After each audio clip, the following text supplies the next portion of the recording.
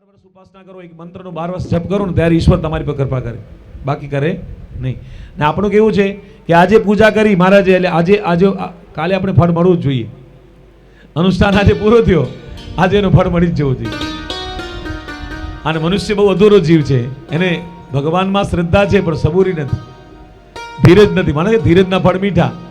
તો માણસને ધીરજ ક્યાં છે કે ભગવાન મને કાલે આપશે, પરમ દિવસે આપશે, કરો નક્કી છે. તમારો મેસેજ છે ને ભગવાન પાસે છે, એનું જ્યારે નેટવર્ક ચાલતું હશે ને ત્યારે એ મેસેજ પોતે ભગવાન પાસે પહોંચી જશે. અને સમજી લો મને મેસેજ નથી પહોંચ્યો તો મતલબ નેટવર્કમાં હજી પહોંચ્યા નથી અને આપણી ભક્તિ એ જગ્યાએ પહોંચી નથી. તમે જુઓ એક માણસના કામ બધા ભગવાન જ કરતા. આપણે આ માણસને બધું ખબર નહીં, બધું કેવું સારું સારું થાય છે. આમ સારું થયું, ઘરમાં બહુ સારી આવી, પોતાનો બિઝનેસ સેટ થઈ ગયો, છોકરાઓ સારા, પોતરા સારા, દોયત્રા સારા, જમાઈ સારા, બધું સારું છે. પણ એ એક જન્મનું નથી, એના કેટલા જન્મ થઈ ગયા. અને એની ભક્તિ હતી, ઉપાસના હતી, સારા કર્મ હતા, ઈશ્વરે એ જન્મ એને આ બધું આપ્યું. અને આપણે કોઈ એક દિવસમાં બધું ભગવાન આપણે ખોડામાં ના આપી દે. એના માટે ઘણા જન્મોની ભક્તિ હોવી જોઈએ. અને સૌથી પહેલા તો તમે માનવ બન્યા, મનુષ્ય બન્યા ને એ ભગવાનનો તમારી પર બહુ કૃપા છે.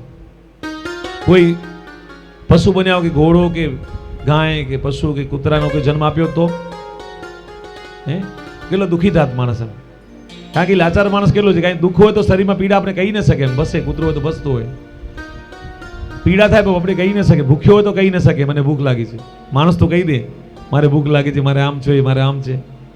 ઈશ્વરે કરુણા કરી કે મનુષ્ય જન્મ આપ્યો અને જેટલો સમય ભગવાને આપણે આપ્યો એ બધા સમય ભગવાન માટે અડધો કલાકની ઉપાસના તમારે ભગવાન માટે કરવી પડે. તમે જે પણ વૈષ્ણવો કનૈયાને માનતા હો તો કનૈયાની સેવા કરો, માતાજીને માનતા હો તો માતાજીની સેવા કરો, શિવને માનતા હો તો શિવની સેવા કરો, પણ સેવા કરો. અને ભગવાન શું આપશે એની પાછળ પડો નહીં કે ભગવાન ઘણા સંકલ્પ કરી નાખે, ભગવાન આ વર્ષે મારું આ કામ થવું જ જોઈએ, ભગવાન મને વસ્તુ આપી જ દે. અને પહેલા હું પોતે આવી ભૂલો કરતો હતો, ભગવાન નથી આપતો, ભગવાન નારાજ થઈ જતા. પણ હવે નહીં, કારણ કે એ જ્યારે આપશે ને એ તમારી પાત્રતા પ્રમાણે આપશે, પાત્રતા વગર આપે નહીં. એટલે તમે જ્યારે સાર્થક અને પાત્ર બનો ને પછી ભગવાન તમારે ખોડામાં આપવાનું ચાલુ કરે. માણસમાં આત્મ સાક્ષાત્કાર કરી શકે, મનુષ્ય જન્મ બહુ કિંમતી છે. અને પરિચય વિના પ્રેમ જાગતો નથી, એમ પ્રેમ વિના પ્રણામ અધૂરું છે. તે ભાગવતની શરૂઆતમાં ભગવાન વેદવ્યાસીએ પ્રથમ શ્લોકમાં શ્રી કૃષ્ણ પ્રભુનો પરિચય આપણને આપ્યો.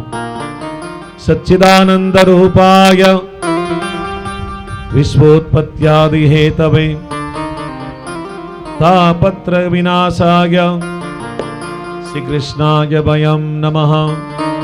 સચ્ચિદાનંદ ભગવાન સચ્ચિદાનંદ સ્વરૂપ છે. અને સૌથી પહેલા ભગવાનને વંદન કર્યા પહેલા શ્લોકની અંદર. અને શ્રી કૃષ્ણનું સ્વરૂપ કેવું છે તો વ્યાસજી કહે છે કે સચ્ચિદાનંદ સ્વરૂપ છે. અને દ્રષ્ટાંત આપતા કહ્યું કે જે માણસ ધારો કે બહેનો શીરો બનાવે તો કેમ બનાવે, એની પદ્ધતિ હોય ને કે આવી રીતના શીરો બને કે ખાંડનું મિશ્રણ કરે, લોટનું મિશ્રણ કરે, એને હલાવે, ગરમ કરે ચૂલા ઉપર, પછી દૂધ નાખે એની અંદર અને પછી શીરો તૈયાર થાય. એવી રીતના ભગવાનની અંદર સત, ચિદ અને આનંદ આ ત્રણ વસ્તુનું મિશ્રણ થાય અને સચ્ચિદાનંદ સ્વરૂપ ભગવાન બિરાજમાન થાય. આમાં લખ્યું છે આગળ ભગવતમાં કે નાસતો વિદ્યતે ભાવો ના ભાગે વિદ્યતે સત. એટલે ગીતા કહે સત અને કહેવાય જેને ક્યાં અભાવ નથી. એટલે બધે જ સંસારમાં એવી કોઈ જગ્યા ખરી જ્યાં ભગવાન ન હોય, એવો સંપૂર્ણ વિશ્વાસ ભગવાન ઉપર. શરીરમાં એવી કોઈ જગ્યા નથી જ્યાં લોહી ન હોય. અને જેમ શરીરના બધા ભાગોમાં લોહી છે એમ ભગવાન પણ આપણા બધા શરીરના અંગોની અંદર બિરાજમાન છે, એવો આપણો વિશ્વાસ. જ્યાં જ્યાં નજર આપણી જતી હોય ને એ દરેક જગ્યાએ ભગવાનનો વાસ છે.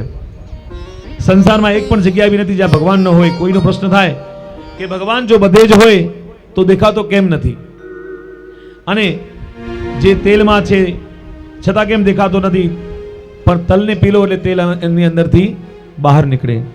પછી દૂધ છે તો દૂધને જ્યારે આપણે દહીં બને, પછી છાશ બને, એનો મંથન થાય, પછી માખણ નીકળે અને પછી એમાંથી ઘી બને. દૂધની અંદર ઘી છે પણ દેખાય નહીં, એનું મંથન થાય પછી દેખાય. આમ પથ્થરમાં અગ્નિ છે, પછી ઘર્ષણ થાય તો પછી એમાંથી અગ્નિ પ્રગટ થાય. એમ માણસ પણ જ્યારે ભગવાનની અંદર ભક્તિમય બને, ભગવાનની કીર્તન કરે, ભગવાનનું ભજન કરે, ભગવાનની ઉપાસના કરે, એ મનોમંથન થાય પછી ભગવાનના દર્શન એને થાય.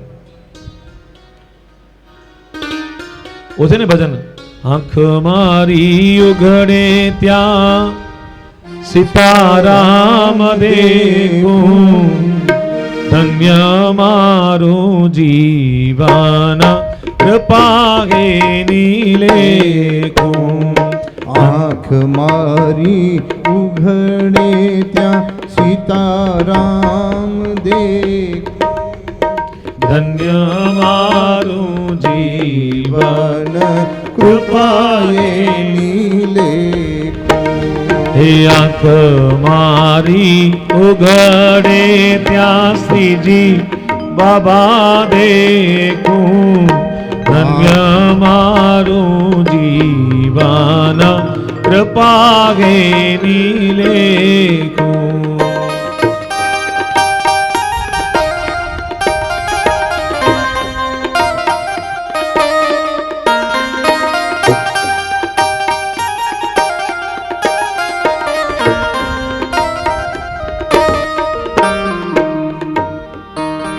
ભગવાને કીધું કે જેને બધે જ ઈશ્વરના દર્શન થાય, એનું આખું જગત બ્રહ્મમય રૂપે દેખાય, પરંતુ સાચા અર્થમાં પ્રભુ પ્રત્યે આપણે પ્રેમ નથી તો ભગવાન ક્યાંથી દેખાય? પરમાત્મા સત સ્વરૂપે છે એટલે એની સત્તા સર્વત્ર છે, અને ચિત્તનો અર્થ થાય ચૈતન્ય. તમારા મારામાં જે ચૈતન્ય છે, પરમાત્મા ચૈતન્ય અંશ છે, અને પરમાત્મા પરમ ચૈતન્ય સ્વરૂપ છે. ઉપનિષદમાં કહે છે સત્યમ જ્ઞાનમ અનંત બ્રહ્મ, એટલે પરમાત્મા ચિદરૂપ જ્ઞાનરૂપ છે, અને જીવનમાં પરમાત્માનો ભેદ શું, જે અલ્પજ્ઞ છે, જે જીવ છે, સ્વર્ગ છે, તે પરમાત્મા દરેકના મનની વાત પણ જાણે છે. કારણ કે સ્વર્ગ સર્વજ્ઞ હોવા છતાં, આપણી અંદર બિરાજમાન હોયેલા છતાં, મનની વાતો જાણતા હોતા છતાં પણ મનુષ્યને ભગવાનમાં શ્રદ્ધા નથી. ઈશ્વર સર્વજ્ઞ છે એટલે એની ભૂલ થતી નથી. આટલી મોટી દુનિયા ભગવાને ભૂલ વગર નિર્માણ કરી. આપણું શરીર જે છે એમાં કેવી રચના ભગવાને કરી, એક ભૂલ શોધી શકાતી નથી.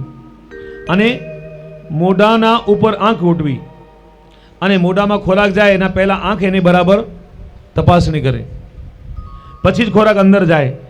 અને જો ખોરાક વાસી હોય ને ઉતરી ગયો હોય તો નાક રૂપે એને ખબર પડે કે ગંધ આવે કે ભાઈ આ ખોરાક છે એ વાસી છે, એટલે ભગવાને નાક મોઢા ઉપર નાકની ગોઠવણ કરી. આમ આખા શરીરની અંદર એવી રચનાઓ ભગવાને કરી છે જે મનુષ્યને ભગવાન શું આપ્યું એનું ખબર નથી. કદાચ આપણી પાસે 4 પૈસા ઓછા તો આપણે લાગે કે ભગવાન મને આ વસ્તુ આ નથી આપી. ભૌતિક સંપત્તિ ના આપે એટલે માણસ દુઃખી થાય, પણ ભગવાને સ્વસ્થ શરીર આપ્યું ને એ સૌથી કૃપા છે.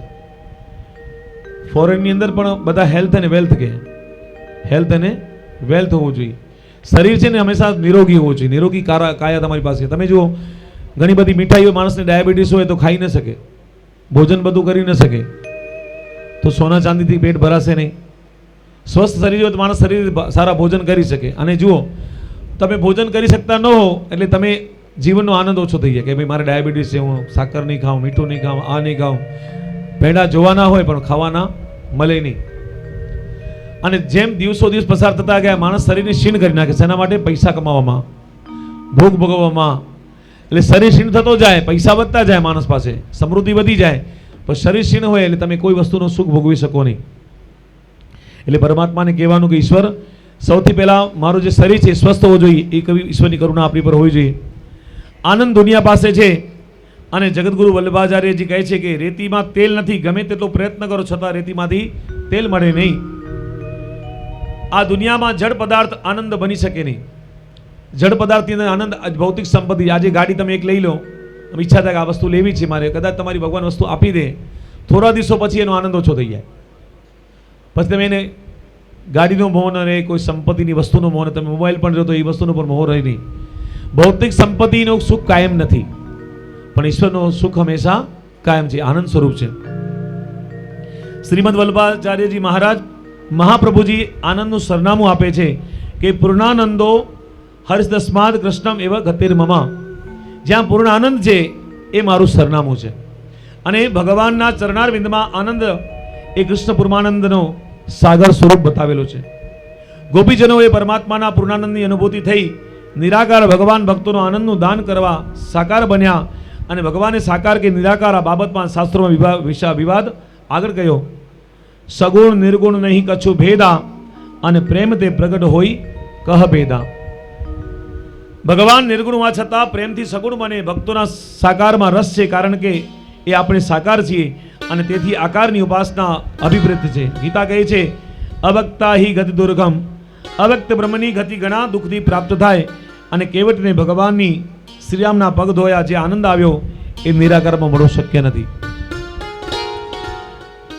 ભગવાનનું કામ શું છે તે એમને કહ્યું છે કે વ્યાસજી કહે ભગવાનને ઘણું કામ છે. વિશ્વોત્પત્યાદિ હેતવે, વિશ્વની ઉત્પત્તિ માટે, વિશ્વના કાર્યો માટે ભગવાનનું કાર્ય છે.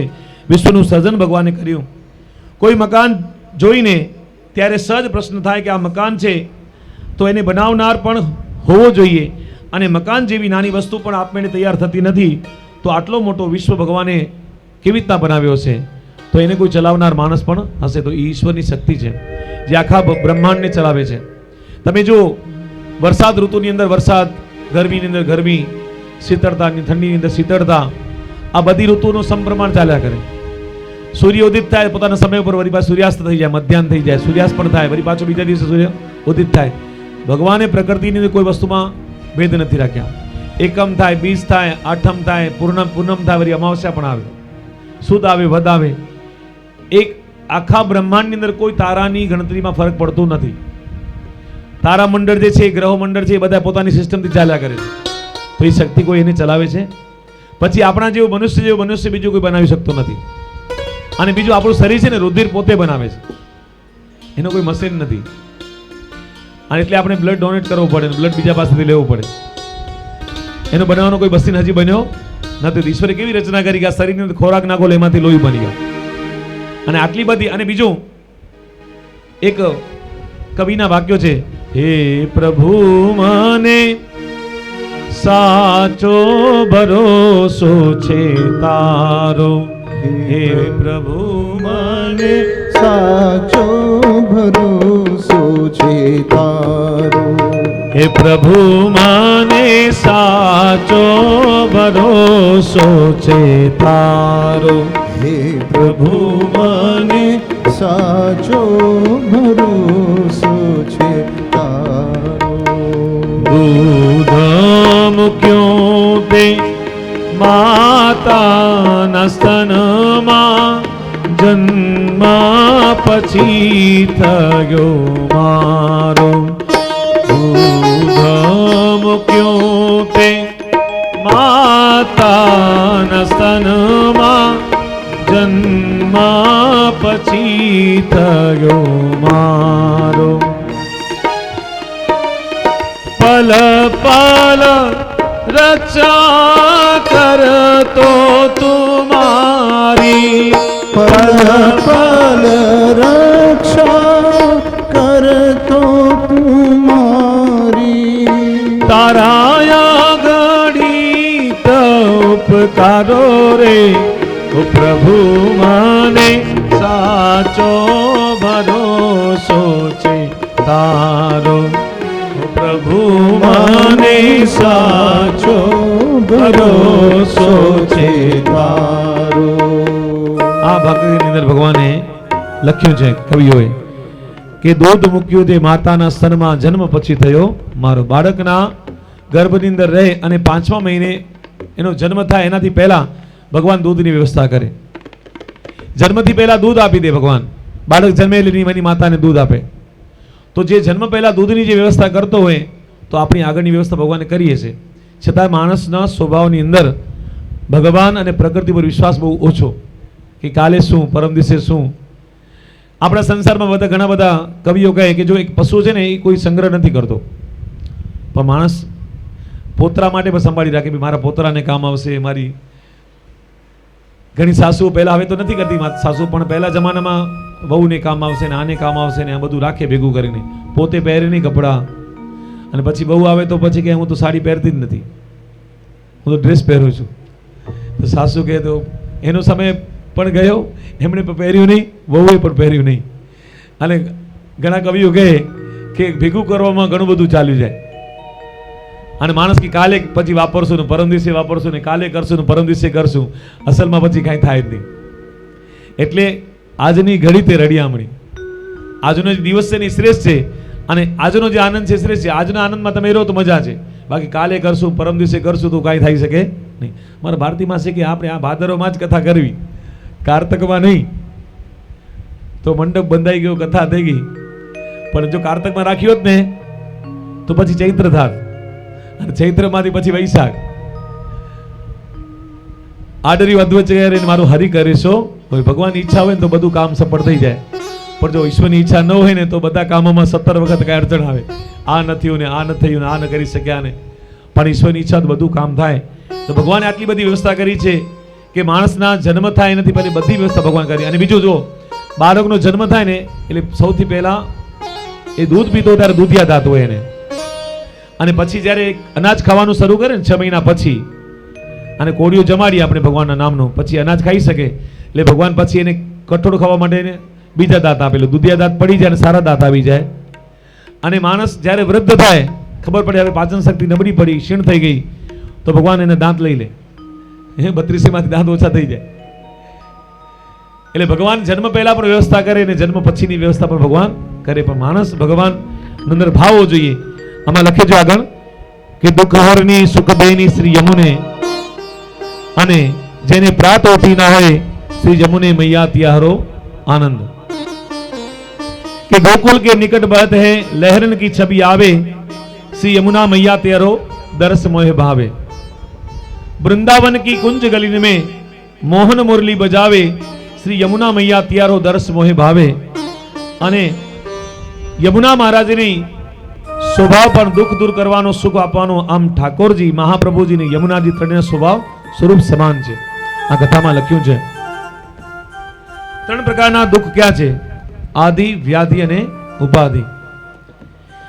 અણધાર્યું જે થાય દુઃખ આવે, બીમારી, એ બધું આદિ કહેવાય. અને કુદરતી કારણોથી ધરતીકંપ, અતિવૃષ્ટિ, દુષ્કાળ, વ્યાધિ કહેવાય.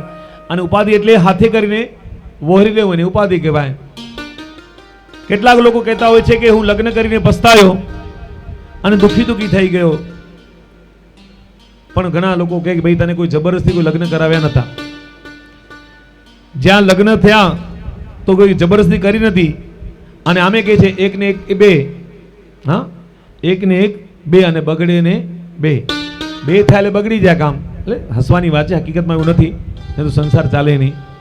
પણ મતલબ એ છે કે સ્વભાવ જ્યારે સ્ત્રી અને પુરુષનો એક થઈ જાય તો સંસારની સુગંધ આખી અલગ થઈ જાય. તો આદિ વ્યાધિ ઉપાધિ દેખાય નહીં.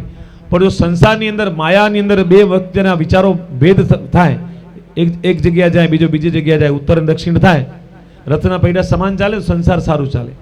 અને એટલે જ આદિ વ્યાધિ ઉપાધિ આપણા જીવનમાં ન તકલીફ કરે એના માટે માણસના પાયાની અંદર ભક્તિ હોવી જરૂરી છે. જે માણસ ભક્ત હોય, ભક્તિ કરે, ઈશ્વરની ઉપાસના કરે, એનો રથના જે 2 પૈડા છે દાંપત્ય, પતિ અને પત્નીના, એ સમ ચાલે. ભગવાન સામર્થ્યમય છે. અને કેટલાક લોકો કહેતા હોય છે કે હું ઘણો બધો પસ્તાયો, પણ ઈશ્વરની કરુણા હોય તો માણસ પસ્તાય નહીં. પરંતુ ભગવાન સમર્થ છે. 3 પ્રકારના દુઃખોનો ભગવાન નાશ કરે. નાશ અને વિનાશનો ભેદ છે. સંસ્કૃત ભાષામાં ખૂબ સુંદર ભાષા છે, એમાં આવા નાના નાના શબ્દોનો સુંદર અર્થ છે. નાશની આગળ વી ઉપસર્ગ લાગ્યો એટલે શબ્દ થયો વિનાશ. અને નાશ કરવો એટલે દુઃખોને કામ ચલાવ દૂર કરવું. દુઃખ હંમેશાને માટે દૂર કરી દેવું અને દુઃખનો વિનાશ કહેવાય. અને ભગવાન જે દુઃખનો નાશ કરે એને જીવનમાં બીજી વાર ક્યારે દુઃખ આવે નહીં. નાશ અને વિનાશના બીજો અર્થ એમ પણ છે, સાધન દ્વારા જે દુઃખને દૂર કરવામાં આવે એને કહેવાય નાશ. અને સાધન વિના ભગવાનની કૃપા દ્વારા દુઃખ દૂર કરવામાં આવે એને કહેવાય વિનાશ. ડોક્ટર તાવ ઉતારે પણ ગોળીઓ અને અથવા ઇન્જેક્શન જેવા સાધનોથી એટલે તાવ જિંદગીમાં ફરી ના આવે એવું નથી. પરંતુ ભગવાન વ્યાધિને સાધન દૂર કરે એટલે એ તકલીફ પાછી જીવનમાં ના આવે. આગળ કહ્યું કે શ્રી કૃષ્ણાય વયમ નમઃ. અમે બધા ભગવાન કૃષ્ણને વંદન કરીએ છીએ, નમન કરીએ છીએ. એટલે સ્વામીજીની જે રાધિકાજી છે, રાધિકાજીના હૃદયમાં બિરાજતા શ્રી કૃષ્ણ એ યુગલ સરકારના ચરણોમાં વ્યાસજી કહે કે વયમ નમઃ, એટલે હું નમસ્કાર કરું છું. રાધા કૃષ્ણ બંને નમસ્કાર કરી અહીં વયમ નમઃ બહુવચન એટલે કે એકલા વક્તા જ નહીં, શ્રોતાઓને પણ નમસ્કાર છે. આ મહાત્માના પહેલા અધ્યાયની અંદર પહેલા શ્લોકમાં શ્રી કૃષ્ણ ભગવાનને પ્રણામ કર્યા અને બીજા શ્લોકમાં સદગુરુ સુખદેવજી મહારાજને પ્રણામ કર્યા. જો ભાઈ એક વાત યાદ રાખજો કે ગમે તેવા માણસની પાસે દીક્ષા આ સંસારમાં લેવી ન જોઈએ. ગુરુ ઘણા બધા હોય પણ બધા ગુરુ સમ ન હોય. ઘણા બધા સંપ્રદાયની અંદર ઘણા બધા ગુરુ પાસે દીક્ષા લે. ભાગવતજીમાં લખેલું છે કે ગુરુ જોઈને દીક્ષા લેવી, કે સારો છે, એની પાસે ઘણા બધા શિષ્યો છે, ઘણી બધી સમૃદ્ધિ છે, મોટા મોટા પૈસાવાળા શિષ્યો એની પાસે છે, એની પાસે કંઠી બંધાવી એની દીક્ષા લેવી એવું નથી.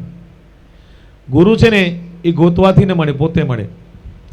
અને આગલા જન્મમાં તમારી જે ભક્તિ હોય ને એ જ ગુરુ તમને આવી સામેથી પ્રાપ્ત થાય. દંભ અને આડંબરથી કઈ ભક્તિ ગુરુ બનાય નહીં, એની દીક્ષા બધા પાસે લેવાય નહીં. આગળ કહ્યું કે દીક્ષા જેની પાસેથી લેવાની છે એની સાથે થોડો સમય રહો અને એની સાથે ફરો, એની જે અસલિયત છે, જીવન છે એનો એ ખબર પડે પછી એની પાસે દીક્ષા લો. એકવાર દીક્ષા લીધા પછી એનાથી સેંકડા દોષ દેખાય તો પણ પછી દોષ જોવા નહીં. ગુરુ ક્રોધ કરે એમાં નરસિંહ ભગવાનનો આવેશ થયેલો છે. એમાં માનો નરસિંહ ભગવાન ખૂબ ગુસ્સાવાળા હતા પણ ગુરુ પ્રત્યે દુર્ભાવ નહોતો. ગુરુ લોભી હોય, છેતરવાનું કામ કરે, વામન ભગવાન જાણો પર દુર્ભાવ ન લાવો.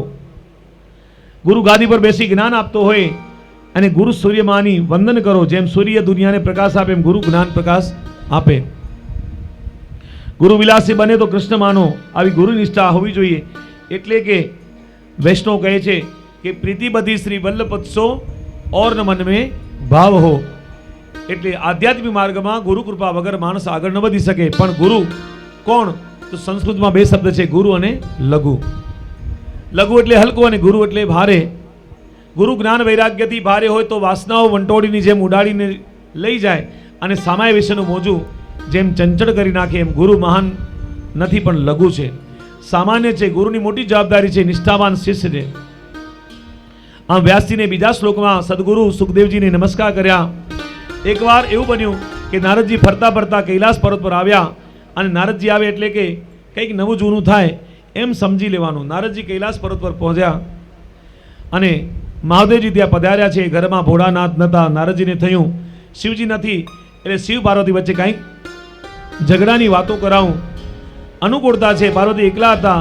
નારદે કહ્યું બા મારે તમને એક પ્રશ્ન પૂછવો છે. બાએ કીધું પાર્વતી માતા કે કયો પ્રશ્ન પૂછવો છે? કે પ્રશ્ન એ છે કે બા આ મહાદેવજીના ગળામાં જે ખોપરીઓની માળા છે એ બધી કોની ખોપરીઓ તમે જાણો છો? પાર્વતી કહ્યું ના હું જાણતા નથી. જો બા મહાદેવજીના ગળામાં જે ખોપરીઓની માળા છે એ બધી ખોપરીઓ તમારી પોતાની જ છે. તમારા જેટલા જન્મ થયા અને જેટલા મૃત્યુ થયા એની બધી આ ખોપરીઓ છે. પાર્વતીજીને નારદજીએ વાત કરી. પાર્વતીમાં સમજી ગયા કે ભગવાનનો એકે પણ જન્મ ન થયો અને મારા આટલા બધા જન્મ ને આટલી બધી ખોપરી ભગવાને સંભાળી. હવે જ્યારે ભગવાન ઘરે આવશે ત્યારે એમને વાત કહીશ. શરીરમાં ચિત્તા પડે ત્યારે ભોળાનાથના શરીરમાં ભળી જાય અને ખોપરી લઈ ભગવાન પોતાના ગળામાં ધારણ કરી લે. મહાદેવના ગળામાં જેટલી ખોપરીઓ છે એટલી તમારા જન્મો થયા અને એટલી જ વાર તમારું મૃત્યુ થયું અને મહાદેવજીનું મૃત્યુ થતો જ નથી. મહાદેવજીની કોઈ ખોપરી નથી. આમ પાર્વતી કહી નારદ તમે તો મારી આંખ ઉગાડી નાખી, હું પ્રભુને વાત કરીશ. આમ કહી નારદજી ત્યાંથી પોતાનું કામ કરી નીકળી ગયા અને આગળ શ્રીમદ ભાગવતની અમરકથાની વાત આવે છે કે કેવી રીતના અમરકથાની શરૂઆત થઈ. તો નારદ કહી બા તમારું વારંવાર મૃત્યુ થયું અને ભોળાનાથ મૃત્યુ થયું નથી. કારણ કે ભોળાનાથ પાસે એક અમરકથા છે અને એ છે શ્રીમદ ભાગવતની અમરકથા. અને જેની પાસે ભાગવતની અમરકથા હોય એના મૃત્યુ અને જન્મ એ વસ્તુ છૂટી જાય. મારે તમારું ધ્યાન દોરવું છે. તમે આટલા જન્મો સુધી મહાદેવના પત્ની થઈને આવ્યા પણ આ ભોળાનાથના કેટલા કપટી છે કે પોતાની પાસે આવી સરસ અમરકથા છે તમને ક્યારે આપી નથી. જો આપી હોત તો તમે વારંવાર જન્મ મૃત્યુના ચક્કરમાંથી ઉગરી ગયા હોત અને મહાદેવની માળામાં આટલી બધી ખોપરીઓ ભેગી ન થાત. એટલું કહી અને ભોળાનાથને વાત કરવાનું પાર્વતી માને મન બન્યું. ખરેખર કપટી લાગે છે એવું માતાજી વિચાર કરવા લાગ્યા મનમાં. અમરકથા સરસ પોતાની પત્નીને ના આપી, તમારાથી આટલું બધું છુપાવ્યું અને એમની વાતોમાં માતાજી ભોળવાઈ ગયા. પાર્વતી કહ્યું નારદ હવે બરાબર સમજી ગયું, હવે મહાદેવ ઘરે આવે એટલે પછી એમને હું વાત કહીશ. નારદે પાર્વતીને બરાબર ગળે ઉતારી દીધા. બા જય શ્રી કૃષ્ણ કહી આ નારદજી ત્યાંથી નારાયણ નારાયણ કરતા આગળ વધ્યા. પાર્વતી કહ્યું કેમ બેસો ને? નારદ કહ્યું ના ના, મને જે કાર્ય કરવાનું તો મેં કરી લીધું છે માં. આમ કહી નારદજી આગળ વધ્યા. પાર્વતીનું મોઢું થોડું નિરાશ બન્યું.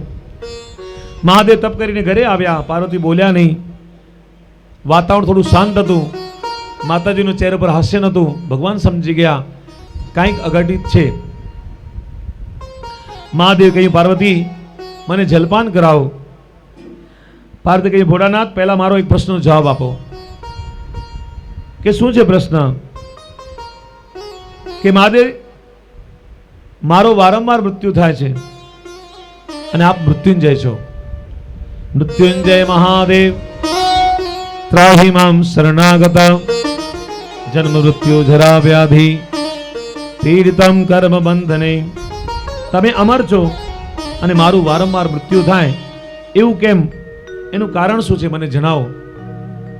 તો મહાદેવ કહ્યું કારણ કે પાર્વતી તમારી પાસે એક અમર કથા છે અને નારદે મને રહસ્ય સમજાવ્યું છે અને એ અમર કથા તમે મને કોઈ દિવસ આપી નથી. તમે કપટી નાથ છો, મારાથી કપટ કર્યું છે એવું પાર્વતી માતા પોતાના પતિ મહાદેવને કહેવા લાગ્યા. અને મહાદેવ કહેવાય ભવાની મેં આ કથા તમને એટલા માટે નથી આપી કે અત્યાર સુધી ક્યારે તમે જિજ્ઞાસુ બની મારી પાસે આવ્યા નથી. આજે તમે જિજ્ઞાસુ બની મને વાત કરી તેથી શ્રીમદ ભાગવતનું એ અમર કથા હું તમને અવશ્ય સંભળાવીશ. અને દેવી ચાલો હવે આપણે કોઈ નિર્જન સ્થાને જઈએ જ્યાં તમારા અને મારા સિવાય બીજો કોઈ હોય નહીં અને ભાગવતજીની શરૂઆત અહીંયાથી જ થાય. સૌથી પહેલી ભાગવતજીની અમર કથા મહાદેવજીએ મા પાર્વતીને સંભળાવી અને એ અમર કથા માતાએ તો સાંભળી નહીં પણ ભાગવતજીનું પારાયણ ભગવાન શિવ અને પાર્વતીથી શરૂઆત થઈ. અને બીજું આખા જગતના પિતા ભગવાન શિવ અને આખી જગતની માતા પાર્વતી એની આ અમર કથા ભાગવત જે ભગવાનનું વાંગમય સ્વરૂપ. હવે અહીં કથા કેવી રીતના મળી? અહીંયાથી આપણી કથાની શરૂઆત થાય છે. ભાગવતજીનો પ્રારંભ કેવી રીતના થાય છે? એકાંત જગ્યામાં મહાદેવ કથાની શરૂઆત કરવા જાય છે. ત્યાં ગોલોક ધામમાં ભગવાન શ્રી કૃષ્ણ જાગી ગયા અને બાજુમાં રાધિકાજી પણ જાગ્યા. રાધિકાજીએ પૂછ્યું આમ કેમ જાગી ગયા? ભગવાન બોલ્યા કૈલાસમાં મહાદેવ અને અત્યારે ભાગવતની કથા શરૂ કરી રહ્યા છે. એ કથા સુખદેવજી પણ જાય છે અને સુખદેવજી દ્વારા સમગ્ર દુનિયામાં એનો પ્રચાર થાય એવી મારી ઈચ્છા છે. આવી સરસ કથા અત્યારે ફક્ત મહાદેવ પાસે છે, એનો પ્રચાર થાય એ જરૂરી છે. સુંદર વસ્તુનો લાભ તો બધાને મળવો જોઈએ. આમ ભગવાન કૃષ્ણ કહેવા લાગ્યા. અને સુખદેવજી ગોલોકમાં ધામમાં પોપટ રૂપે બિરાજે છે. શ્રીનાથજી બાબાની પીઠિકામાં જે પક્ષી છે એ સુખદેવજી છે. ભગવાન સુખદેવજીને કહે બેટા તે અત્યારે જ ભગવાન શંકર પાસે જા. જેઓ પાર્વતીને ભાગવતની કથા સંભળાવે છે તું ત્યાં જઈને એ કથા સાંભળ અને સમગ્ર દુનિયામાં એનો પ્રચાર કર. સુખદેવજી કૈલાસ પર્વત પર જ્યાં કથા શરૂ થઈ રહી હતી ત્યાં આવ્યા અને એક પોપટના ઈંડામાં એમણે પ્રવેશ કર્યો. મહાદેવજી કથા કહે છે. કહેતા કહેતા મહાદેવજીના કથા રસમાં ડૂબી ગયા. એમને સમાધિ લાગી ગઈ અને પાર્વતીજીને ઊંઘ આવવા લાગી. કારણ કે આ શીતળતા આપનારી કથા હતી, મનને શાંતિ આપનારી કથા હતી. મન શાંત થયો, એમને ઊંઘ આવી, આંખો બંધ થઈ ગઈ. અને ભગવાનની કથા સાંભળવાના ઘણા બધા ફાયદા છે જે મર્યા પછી દેખાય પણ એમાં એક ફાયદો એવો છે જે જીવતા અનુભવ થાય. કૃષ્ણ જન્મ થાય એટલે આપણે બધાને આનંદ થાય. ત્યાં સુધી 3 દિવસની કથા હોય ને એ કથામાં આપણે આનંદ એટલું ઓછું થાય. હા કનૈયો આવે ને પછી થોડો ફરક પડી જાય. કનૈયો ના આવે તો કથામાં આપણે એટલો આનંદ ના આવે એટલે માણસ વિચાર કરે ભજન મહારાજ ગાતા નથી, કથા તો સાંભળેલી જ છે, હવે શું કરશું? એટલે થોડી સમાધિ લાગી જાય. અને એમાં ક્યાંક ટેકો હોય ને આવો મસ્ત સોફા જેવો કે કંઈ ભીત હોય એવું કોઈ થાંભલો હોય અને લગભગ એવા થાંભલા ગોતીને જ બેસે માણસ કે વાંધો ના આવે. પછી કથાની અંદર માણસને નિરાશ થાય ને હું તો કહું છું તમે સુઈ જાઓ તો મને કાંઈ વાંધો નથી. હું તો કહું છું ભગવાન તમને નિરાશ આપીને સુખ અને શાંતિ અર્પણ કરે. જે ઘરમાં નથી મળતી એ કથા મંડપમાં મળે. આગળની કથામાં એક ખાનગી વાત કહી દીધી કે કથામાં સુઈ જનાર બીજા જન્મમાં સાપ થાય અને એને જગાડે નહીં. કથામાં લખે મહારાજ નથી કહેતા, એ નોડિયો થાય. કથામાં જે બાજુમાં સુઈ જાય ને કોઈ જગાડે નહીં તો એ પછી સાપ થાય ને જગાડે નહીં તો પછી બાજુમાં નોડિયો ને મદારીના ખેલ કરવા પડે. એટલે ભાગવતજીની કથામાં એનું કારણ એ છે કે થોડો ભય આપે કે તમે ભગવાનનું અને બેઠે બેસે ને ઓમ નમો ભગવતે વાસુદેવને જપ કરો. દ્વાદક્ષરી મંત્ર છે, ખાલી બેસીને બેસવું નહીં, કથામાં જપ પણ કરવા. અમારા જો મહારાજ છે ને ઓમ નમો ભગવતે વાસુદેવને જપ કરે છે, એમને ખાસ બેસાડ્યા છે અને ગણપતિ બાપાના સેવક છે. એમની ઈચ્છા કે મારે તમે ઓમ નમો ભગવતે, કારણ આટલી બધી પોથીઓ છે, એક જપ પણ જોઈએ ને, ભગવાનનું નામ લેવું જોઈએ ને, દ્વાદક્ષરી મંત્ર.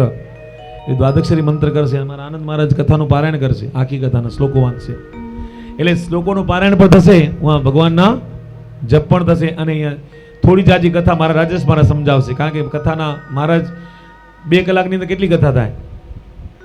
અમે હમણાં હરિદ્વારમાં ગયા હતા, કાસમભાઈ થાકી જતા હતા. 4 કલાક લાગે મહારાજને, 4 સાડા 4 કલાક. ક્યારે મહારાજ વિરામ કરે ને ક્યારે અમે ચા પાણીનો મોકો મળે. 4 કલાક વ્યાસપીઠમાં બેસે, પછી કથા વિરામ ન થાય. આ ફેર નક્કી કર્યું કે આપણે 3 કલાકની કથા વિરામ આપવાની.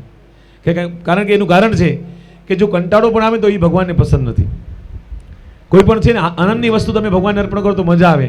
ખાલી કથા સંભળાવો અને સામેવાળાને આનંદ ના આવે તો મતલબ ભગવાનને પણ આનંદ આવે નહીં.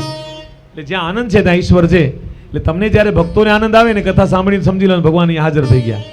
અને તમને જો આનંદ ના આવે સમજી લો હજી આપણે ભગવાન અહીંયા પધાર્યા નથી. ને તો મહારાજની ભક્તિ કાચી છે. રાજેશ મહારાજ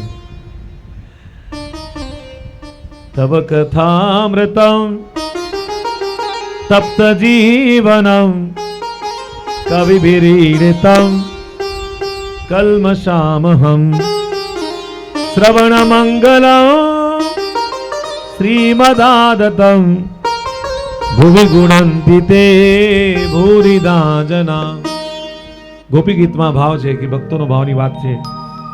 તવ કથામૃતમ તપ્ત જીવનમ, તમારી કથા છે ને આનંદવાળી થઈ જીવનને તપ્ત કરી નાખે, તૃપ્ત એટલે આનંદથી ભરી રાખે એવી ભાગવતની કથા. ગોપીજનોમાં ભગવાનની કથા જાગવા માટે છે, ઊંઘવા માટે નથી. અને ખરેખર કથામાં ઊંઘ કેમ આવે એનું કારણ એ છે અહીં શાંતિ મળે, મન શાંત થાય અને અશાંતિ અહીંયા દૂર થાય, ભગવાનનું એને સ્મરણ થાય. તમારી કથા સંતપ્તને શીતળતા આપનારી છે એવું ગોપી ગીતમાં લખેલું છે. અને કરમાયેલા ફૂલોને ખીલવનારી આ કથા છે. જે માણસ કરમાઈ જાય ને એ પાછો ખીલી જાય. ભગવાનની કથા સંસારના તાપથી તપેલાને શાંતિ આપે. ભગવતની કથા પૂરી થઈ અને મહાદેવજીએ જોયું તો એ કથાની અંદર ભગવાન કથા કરતા હતા અને માતાજી ઊંઘી ગયા. મહાદેવ વિચારમાં પડ્યા, પાર્વતી ઊંઘે છે તો કથા કોણે સાંભળી? અને એટલામાં ઈંડામાંથી સુખદેવજી પક્ષી રૂપે બહાર નીકળ્યા અને મહાદેવની દ્રષ્ટિ એમની પર પડી. કોઈ અસુર પક્ષી લાગે છે એવું મહાદેવજીને લાગ્યું અને કથા એ સાંભળી ગયો. ભગવાનને ગુસ્સો આવ્યો. ભગવાન એ પક્ષીની પાછળ ત્રિશૂળ લઈને દોડ્યા અને પાર્વતીએ શંકરના હાથ પકડીને કહ્યું, આ તમે શું કરો છો? શંકરે કહ્યું, પહેલા પક્ષીને મરવા જાઉં છું. ત્યારે પાર્વતી કહ્યું, તમે એને મારી નહીં શકો, તમારી અમરકથા એને સાંભળી છે, હવે એનું મૃત્યુ નહીં થાય, તમારું ત્રિશૂળ એને મારી નહીં શકે. ગોવિંદની ઈચ્છા હતી કે આ કથા સુખદેવજી પાસે જાય અને પ્રચાર થાય. એ જ આ બન્યું છે. સુખદેવજી મહારાજે ત્યાંથી ઉડતા ઉડતા હિમાલયમાં વ્યાસજીના આશ્રમમાં પધાર્યા અને વ્યાસજીના પત્ની અરણીદેવીના બગાસું આવ્યું. ત્યારે સુખદેવજીએ પોપટનું શરીર છોડી અરણ્યના ગર્ભમાં પ્રવેશ કર્યો. સુખદેવજીએ 16 વર્ષ સુધી ગર્ભમાં રહ્યા, બહાર આવ્યા જ નહીં. અને વ્યાસજીએ કહ્યું, બેટા તું બહાર કેમ આવતો નથી? સુખદેવજીએ ગર્ભમાંથી કહ્યું, પિતાજી મને બહાર આવવાનો ડર લાગે છે. કે શેનો ડર લાગે છે? પિતાજી મને માયાનો ડર લાગે છે. હું બહાર આવું અને સંસારની માયા મને વળગે. લોકો બધા માયાની વાતો કરતા ખૂબ હોય છે, પણ તમે કોઈ દિવસ માયા જોઈ છે? કદાચ કોઈ માયા નામનો બહેનને જોયા હોય અથવા માયાને સ્પર્શ કરી હોય તો મને બતાવો કે માયાની આકૃતિ કેવી છે, માયા કેવી દેખાય છે, માયા કેવી લાગે છે. એનો અનુભવ મને કરવો છે. એનો જવાબ તુલસીદાસજી આપ્યો છે. મેરુ મોર તોરતે માયા જેહી બસ કિનહ જીવનિકાયા. મેરુ મોર તોરતે માયા જેહી બસ કિન જીવહી નિકાયા. તુલસીદાસજી મહારાજ કહે કે હું અને મારું અને તું અને તારું, આ મારું અને તારું એનું નામ છે માયા. અને મારું ઘર, મારો પરિવાર, મારી સંપત્તિ, મારો પર આ બધું મારું મારું જે છે એ બધી માયા છે, અને આ બધું છૂટી જાય તો જીવને મુક્તિ મળી જાય. એને મર્યા પછી શું મુક્તિ મળવાની? સુખદેવજી કહે કે પિતાજી, મને વચન આપો કે સંસારની માયા વળગે નહીં અને હું બહાર આવું નહીં.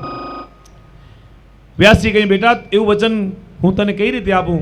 એવું વચન તો માયાપતિ આપી શકે. સુખદેવજી કહે છે તો હું બહાર નહીં આવું. વ્યાસજી દ્વારિકા ગયા. ત્યાં જઈ દ્વારિકાધીશને વિનંતી કરી, પ્રભુ મારી પત્નીના ગર્ભમાં કોઈ યોગી પુરુષ આવ્યો છે, 16 વર્ષ થયા, બહાર આવતા નથી. મેં બહાર આવવા કહ્યું તો એ અંદર જ રહે છે, મને માયા વળગે નહીં એવું વચન આપો. પ્રભુ, હું વચન કઈ રીતે આપી શકું? માયા તો આપની છે. એ દ્વારિકાધીશ, મારું એક કામ કરો, આપ એકવાર મારા આશ્રમમાં પધારો, મારા પત્નીના ગર્ભમાં રહેલા બાળકને દર્શન આપો અને માયાથી મુક્તિ કરવાની ખાતરી આપો, તોય બહાર આવશે. ભગવાને કહ્યું સારું.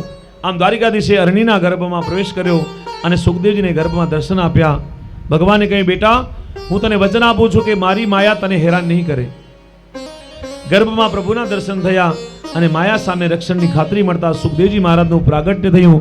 બોલો સુખદેવજી મહારાજ કી જય.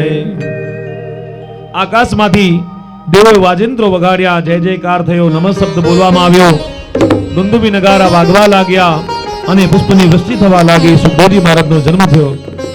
સુખદેવજી મહારાજની જન્મતાની સાથે 16 વર્ષની કિશોર વનમાં દેખાવા તેજસ્વી હતા, જાણે સાક્ષાત ભગવાન સૂર્યનારાયણ. પિતાને અતિ હર્ષ થયો. પુત્રને 16 વર્ષની ઉંમરનો જોતા વ્યાસજીને આનંદ થયો. એમને જનોઈ આપી અને ગરુડ બાપ બ્રાહ્મણોને બોલાવી જનોઈ વિધિ શરૂ કરે. ત્યાં વ્યાસજી હાથમાં જનોઈ અને બ્રાહ્મણોના મંત્રોચ્ચાર કરે છે. યજ્ઞોપવીતમ પરમમ પવિત્રમ પ્રજાપતે યત સહજમ પુરુસ્તાત આયુષ્યમગ્રમ પ્રતિબંધ શુભ્રમ યજ્ઞોપવીતમ બલમસ્તુ તેજ. બ્રાહ્મણોના કહેવાથી વ્યાસજી સુખદેવજીના ગળામાં જનોઈ પહેરવા જાય. ત્યાં જ સુખદેવજી વ્યાસજીના હાથમાંથી જનોઈ જૂટવી લીધી અને ઘર છોડીને ચાલવા માંડ્યા. જતા જતા સુખદેવજી કહે છે, પિતાજી તમે મને આપેલા વચનનો ભંગ કર્યો. તમે મને વચન આપ્યું હતું કે હું તમને દુનિયાના બંધનમાં નહીં બાંધું. પિતાજી આપે જ આ યજ્ઞોપવીત અને થોડા સમય પછી લગ્નના બંધનમાં મને બાંધશો. આ પ્રમાણે સંસારમાં બંધન વધતા જાય અને હું માયામાં ફસાઈ જાઉં. ગાફેલ માણસ હંમેશા ફસાતો હોય, પણ જે સાવધાન છે એ સંસારમાં હોવા છતાં પણ અલિપ્ત રહે અને કોઈનાથી બંધાતો નથી. સુખદેવજી કહે, પિતાજી યજ્ઞોપવીત સંસ્કાર, અને સંસ્કાર કોને આપવા પડે? જેના જીવનમાં અશુદ્ધિ હોય, જેના જીવનમાં વિકાર હોય, શુદ્ધ કરવા સંસ્કાર આપવા પડે. પણ પિતાજી મારા જીવનમાં કોઈ અશુદ્ધિ નથી, મારા મનમાં કોઈ વિકાર નથી, મારું જીવન અનિશુદ્ધ છે, તેથી મારો કોઈ સંસ્કારની જરૂર નથી.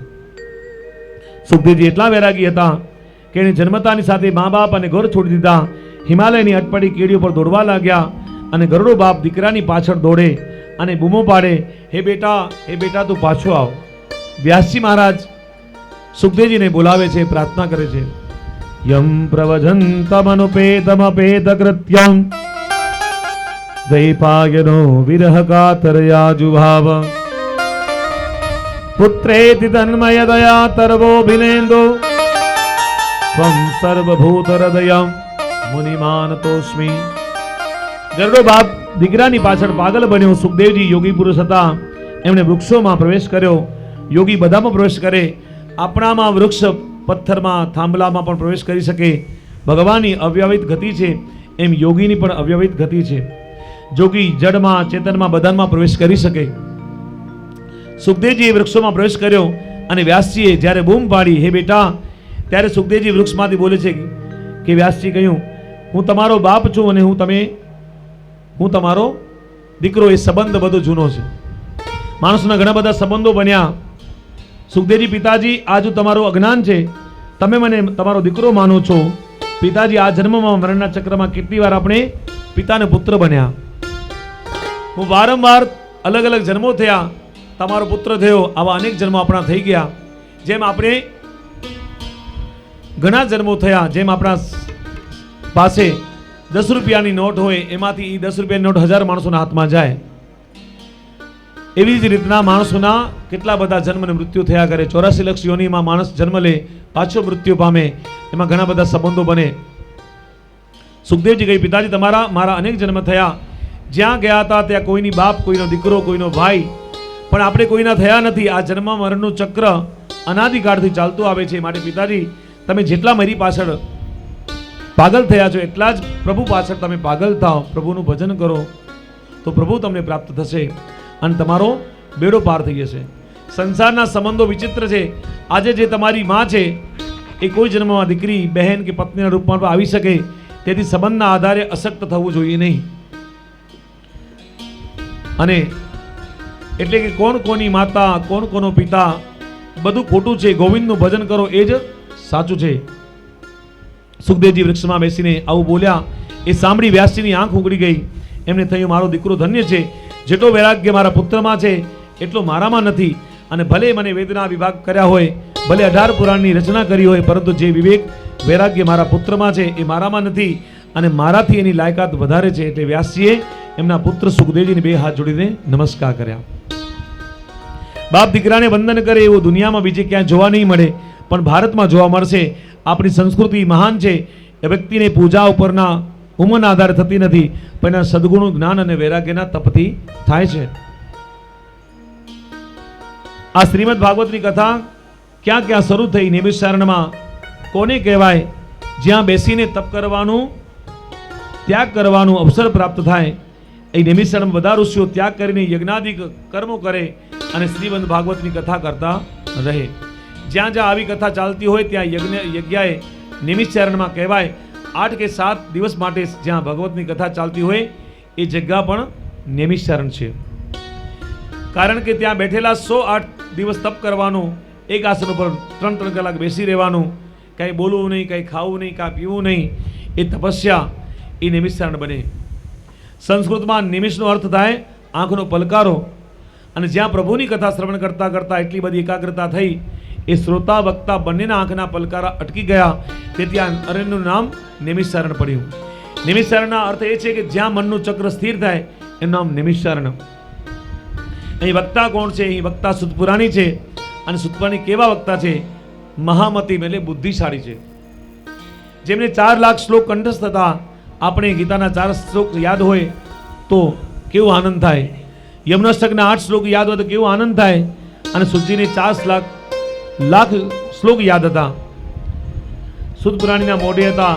આમ કથા કરતા આનંદ પામતા. કંઠસ્થ કથા સાંભળનારને સોનગુની કેવા હતા.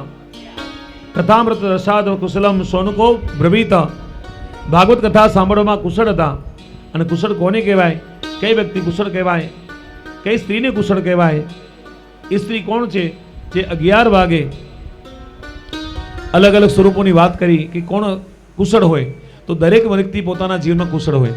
તમે તમારા જીવનમાં તમારા બાળકોને મોટા કરો છો તો એમાં તમારી કુશળતા છે. ભણેલા હો કે ન હોય એવી કુશળતાનો કંઈ સવાલ નથી, પણ તમે તમારા પરિવારને સાચવો છો, ઘરને સાચવો છો, તમારા બાળકોને મોટા કરો, એ પણ એક તમારી કુશળતા છે. તો ભગવાન બધાને અલગ અલગ કુશળતા આપે. એક કવિ કહ્યું છે કે ગાદલા બિછાવમાં રાત વહી ગઈ અને સુવાનું તો રહી ગયું. આખી જિંદગી આપણી વાતોમાં નીકળી જાય, ખબર પડી કે આ વસ્તુ તો આપણી બાકી રહી ગઈ. બીજા કામોમાં જિંદગી પૂરી થઈ ગઈ અને કરવાનું જે કામ હતું રહી ગયું. આમ હોશિયારે મૃત્યુ આવતા પહેલા જ કરવાનું છે, કરીને તૈયાર થઈ જાય. ભલે આ મિનિટે મૃત્યુ આવે તો પણ બધી તૈયારી મારી ચાલુ છે. આમ સોનક કહે છે કે આપ સૂર્ય જેવા તેજસ્વી છો મહારાજ. તમને એવી કથા સાંભળો છો જ્યાં અમારા કાન માટે રસાયણ છે. આ રસાયણ શું છે? ભગવાનનું નામ રસાયણ છે. અને ભગવાનની કથા એ પણ રસાયણ છે. રસાયણ એટલે શરીરનો રોગ દૂર કરે, એને ભવરોગને દૂર કરે. રસાયણ એક આગળ દ્રષ્ટાંત છે કે અમદાવાદમાં સંત પુનિત મહારાજ થઈ ગયા, જેમણે જનકલ્યાણ માસિક શરૂ કર્યું. અને મૂળ ધોળકાના ધંધુકાના બ્રાહ્મણ હતા જન્મના, પણ સ્ટેશન ઉપર કુલીનું કામ કરતા, પણ જમવાનું નહીં અને સિગરેટ પીવાનું એમને વ્યસન. એટલે એક સમય એવું બન્યું કે એમને ટીબીનો રોગ થયો. અને ટીબીનો રોગ થયો, ડૉક્ટર કે તમને ટીબી છે, તમે વધારે બચી નહીં શકો, તમારું આયુષ્ય બહુ ઓછું છે. હવે વિચાર કર્યો હવે જીવન તો ઓછું રહ્યું, હવે આપણે કાંઈક બીજું કરવું પડશે. એટલે ભગવાનનું ભજન કરી. એક વખત કથા મંડપમાં કથા સાંભળવા માટે ગયા અને રામાયણની કથામાં એક કથા પ્રારંભ હતી. વક્તાજી કથા કહેતા હતા, એમાં લખ્યું હતું રામ રસાયણ તુમને પાછા સદા રહો રઘુપતિ કે દાસા. કે રામ નામ રસાયણ છે. અને જે માણસ રામ નામનું જપ કરે ને એના શરીરના બધા રોગો દૂર થાય. એમને વિચાર કર્યો તો મારે કથામાં જે મળવાનું હતું મને કથામાંથી મળી ગયું કે રામ રસાયણ તુમરે પાસા સદા રહુ રઘુપતિ કે દાસા. એટલે મારે રામ નામનું રસાયણ હવે લેવું છે. જેટલું આયુષ્ય મારું બચ્યું છે હું ખાલી ભગવાન રામના જપ કરીશ. અને એ પુનિત મહારાજે ભગવાન રામનું રટણ ચાલુ કર્યું, ભગવાન રામના જપ ચાલુ કરે, રસાયણ લીધું. અને તમને વિચાર થશે કે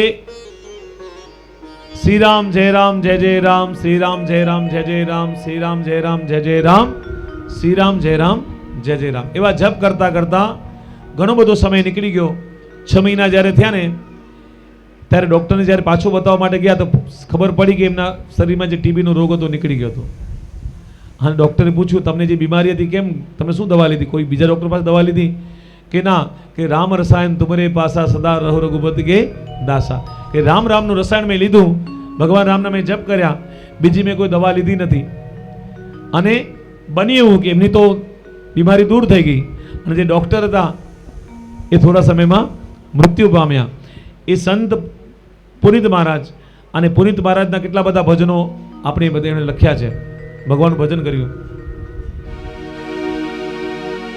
સોનક મુનિ કહે છે સુજી અમારે કથા નથી સાંભળી, અમારે તમારા કથાઓનો સાર સાંભળવો છે. શ્રીમદ ભાગવતની બધી કથાનો સાર અમને જોઈએ છે. સોનક મહારાજે કથા સાંભળવાથી ભક્તિ વધે, જ્ઞાન વૈરાગ્ય વિવેક જાગે એવી કથા અમને સંભળાવો. કથા અસુરને દેવ બનાવે.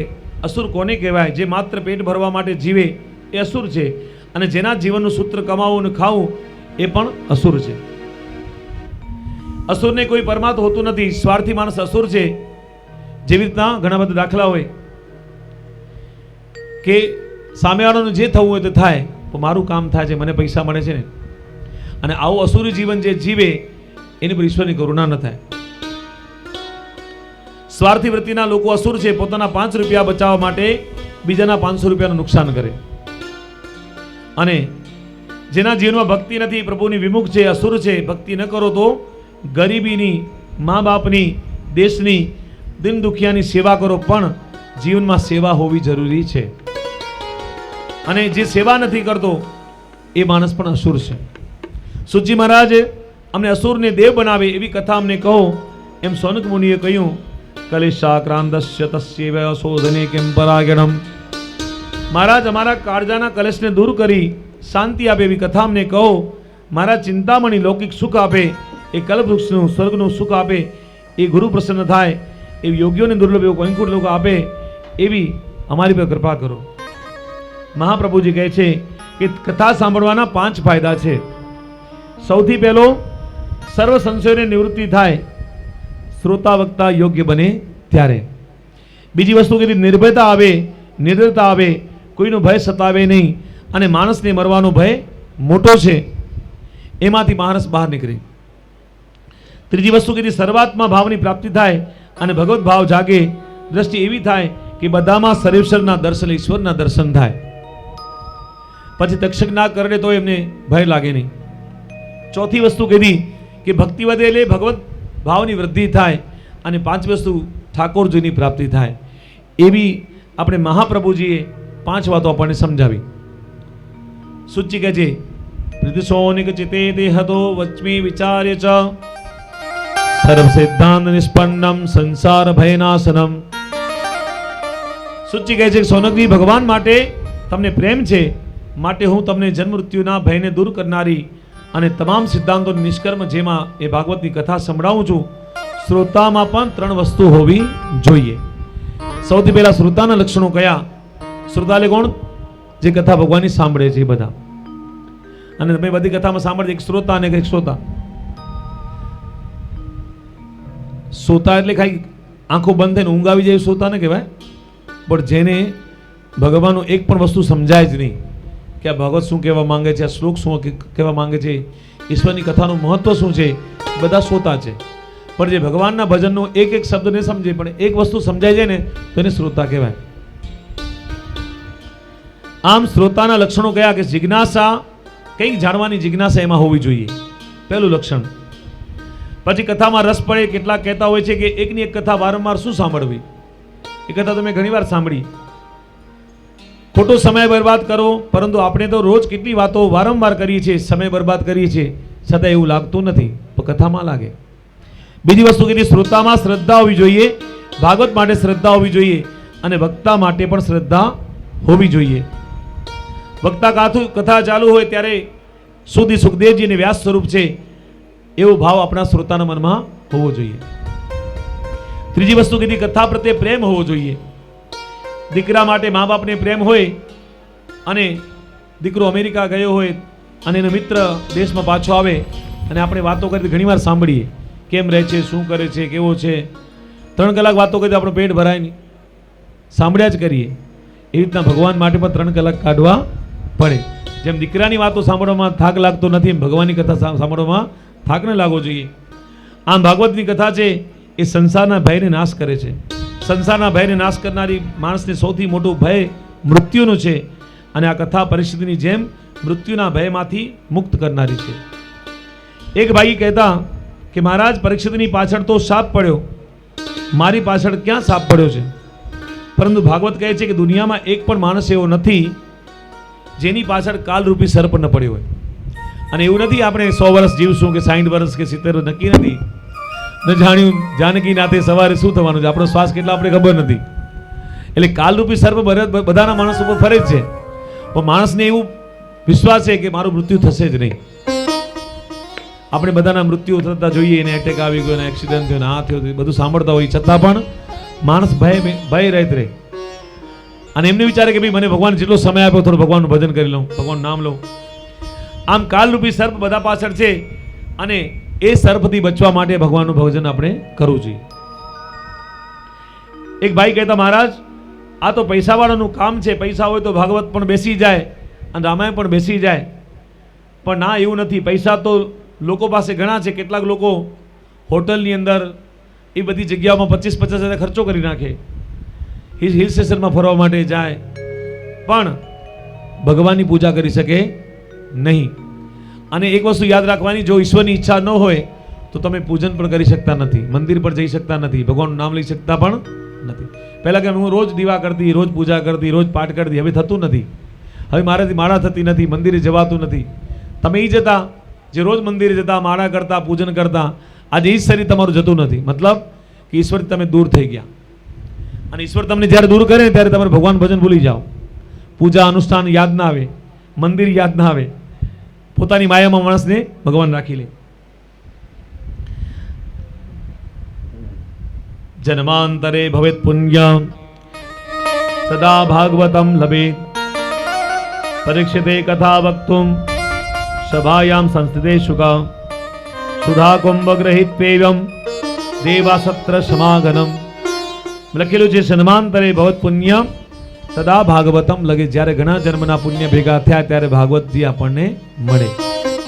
અને ભાગવતજી જો સાંભળનાર શ્રોતા, કથા કરાવનાર યજમાન અને કથા કરનાર વક્તા, આ વ્યાસપીઠ, આ કથા સહજ નથી, એમ નથી મળતી. ઘણા બધા પુણ્ય જમા થયા ત્યારે ભગવાન આપણે આ કથા આપણે આપે. એ તો સમૃદ્ધિ તો આ ભારત દેશમાં ઘણા પાસે છે, તો ભાગવતની કથા નથી કરી શકતા, કથા વાંચી નથી શકતા, કથા સાંભળી પણ નથી શકતા. આપણે આ એટલી બધી બિલ્ડિંગો છે, 300 માણસો કદાચ હશે, 200-500 માણસો રહેતા હશે. આપણે હમણાં કેટલા બધા છીએ? 40-50 માણસો. બાકીને ભગવાને અવસર આપ્યો નથી. એટલે મંદિરની અંદર, તીર્થોમાં, ભગવાનની ભક્તિમાં, સેવામાં, એના માટે પણ ભાગ્ય જોઈએ. એટલે કે સકલ પદાર્થ હે જગમાઈ, ભાગ્ય વિના નર પાવત નહીં. ભગવાનની ભક્તિ માટે પણ ભાગ્ય જોઈએ. અને આ ભગવાનની કથા છે એનું શ્રવણ આપણે 7 જ દિવસ કરવાનું છે, જિંદગી કરવાનું નથી. પણ 7 દિવસની પારાયણની અંદર ક્યારેક એક શ્લોક, એક વાત જો આપણા જીવનમાં ઉતરે તો જીવનમાં આનંદ થાય. આ કથાની અંદર પરીક્ષિત રાજા ગંગા કિનારે બેઠા છે અને સુખદેવજી ભાગવતને સંભળાવવાની શરૂઆત કરે છે. તે વખતે આકાશમાંથી એક વિમાન ઉતર્યું. એમાંથી ઇન્દ્ર, ચંદ્ર, કુબેર, વરુણ બધા દેવતાઓ નીકળ્યા. એમના હાથમાં એક ઘડો છે. સુખદેવજીએ દેવતાઓને વિનંતી કરી, મહારાજ અમે પરીક્ષિતને આ સ્વર્ગનું અમૃત આપ્યું, એ સ્વર્ગમાં જાય અને આપે જે પરીક્ષિતને કથામૃત આપવાનું છો એ અમને આપો. સુખદેવજી પરીક્ષિતને પૂછ્યું, પરીક્ષિત અહીં 2 અમૃત છે, એક સ્વર્ગનું અમૃત છે અને બીજું કથામૃત છે, તમારે બેમાંથી કયું અમૃત પીવું છે? એટલી આગળ પરીક્ષા ભગવાને કરી ત્યારે તમારે ઘરે 2 કંકોત્રી આવી છે એમ ભગવાન કહેવા માંગે છે. એક કંકોત્રી છે લગ્નમાં જવાની રિસેપ્શનની અંદર, અને બીજી છે કથામાં જવાની. તમે કોની પાસે જશો? રિસેપ્શનમાં. એક જ દિવસ હશે, કથા તો 7 દિવસની છે, ક્યારે જઈ શકાય. આમે આ પૂછે ભારતીબેન કે કથા રાખી છે કે હા. કૃષ્ણ જન્મ ક્યારે છે? એ રવિવારના છે. એટલે કૃષ્ણ જન્મના દિવસે જ આવે, યા તો રૂક્ષ્મણી વિવાહના દિવસે આવે. 3 દિવસ કથા મંડપમાં દેખાય. અને તમે જો કૃષ્ણ જન્મ હોય ને એ દિવસે ભીડ વધારે હોય કથા મંડપમાં, માણસો સમાય નહીં. પણ 3 દિવસની અંદર કથામાં કોઈ દેખાય નહીં. અને તમે જો શ્રાવણ મહિનો આવે ને સોમવારના ભક્તોને ભીડ લાગે. સોમવારના દિવસે શ્રાવણ મહિનામાં એક શ્રાવણ મહિનો, બીજો સોમવાર, અને બાકીના 365 દિવસ બીજા દિવસોમાં 11 મહિનામાં ભગવાન ભોલેનાથ મંદિરમાં રહેતા નથી, કનૈયાના મંદિરમાં કનૈયો રહેતો નથી.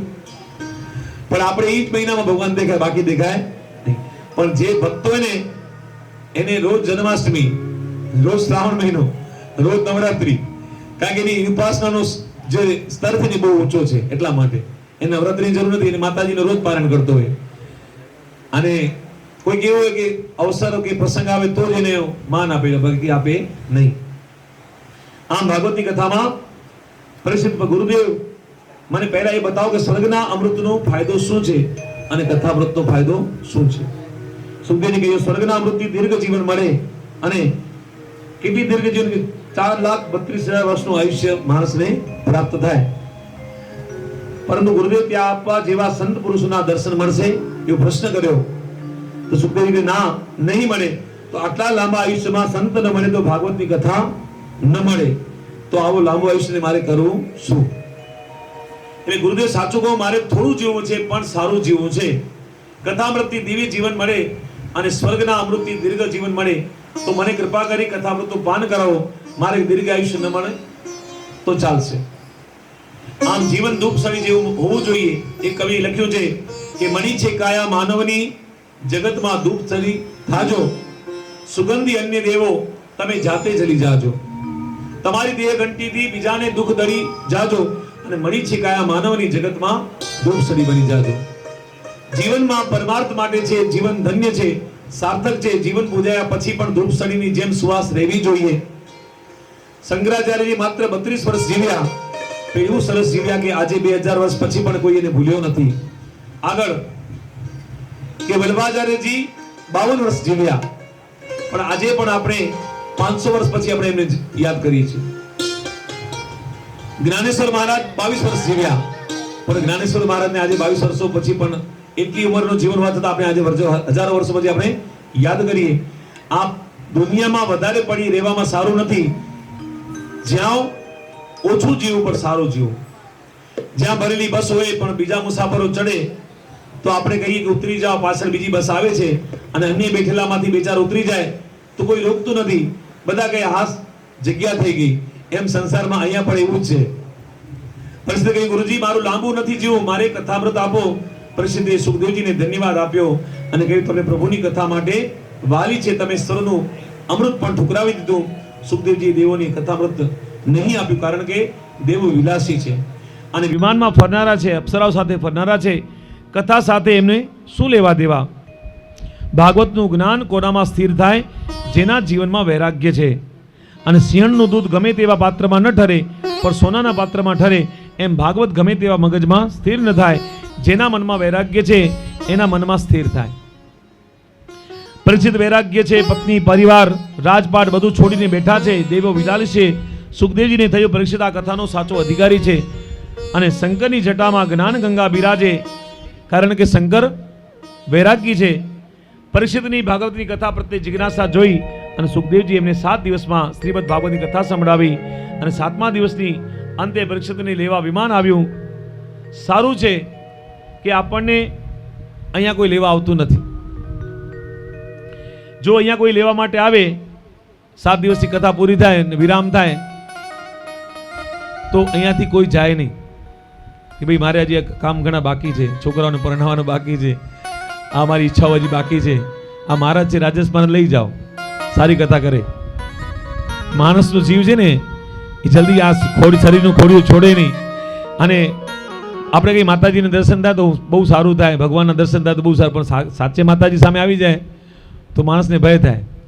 નાગ બાપા ફોટામાં સારા લાગે પણ સાચે દેખાઈ જાય તો ડર લાગે. અને ભય શેના માટે લાગે ખબર છે? કે આપણા પાસે ભક્તિ ઓછી છે, અને ભય ભક્તોને ન લાગે. એટલે તો મીરાબાઈ ઝેરના પ્યાલા પી જાય. ખબર છે કે મારો પ્રભુ બેઠો છે ને, મને શું ચિંતા, હે ને?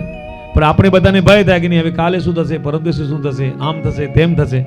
અમને બધા, આપણે બધા સરખા છીએ, પણ ભગવાનને પ્રાર્થના કરવાની કે ભગવાન અમને એવું જીવન આપો જેનાથી સંસારના ભયો દૂર થાય અને ભક્તિની અમને પ્રાપ્તિ થાય. લોકો મોંઘવારીને અને દુખી થઈને વાતો કરતા હોય, પણ વર્ષોથી અહીં ધામા નાખીને પડ્યા છે, સંસાર છોડતા નથી, કોઈને સ્વર્ગમાં જવું નથી, છોકરા છોકરી પરણાવા છે એવી સંસારની વાતો કર્યા કરે. પરંતુ પરીક્ષિત આવું કંઈ નથી બોલતા. એ કથાના અંતે વિમાનમાં બેસીને ચાલ્યા ગયા, અને પરીક્ષિતને લઈ વિમાન જ્યારે બ્રહ્મલોકમાં આવ્યું ત્યારે બ્રહ્માજીએ પરીક્ષિતને પૂછ્યું કે તમે શું કર્યું, તમને 7 જ દિવસમાં મુક્તિ મળી? પરીક્ષિતે કહ્યું મેં શ્રીમદ ભાગવતની કથા સાંભળી. બ્રહ્માજી કહે આવી મુક્તિદાતા ભાગવતની કથા સ્વર્ગમાં નથી, અને સ્વર્ગમાં બધું મળે પણ ભાગવત ન મળે.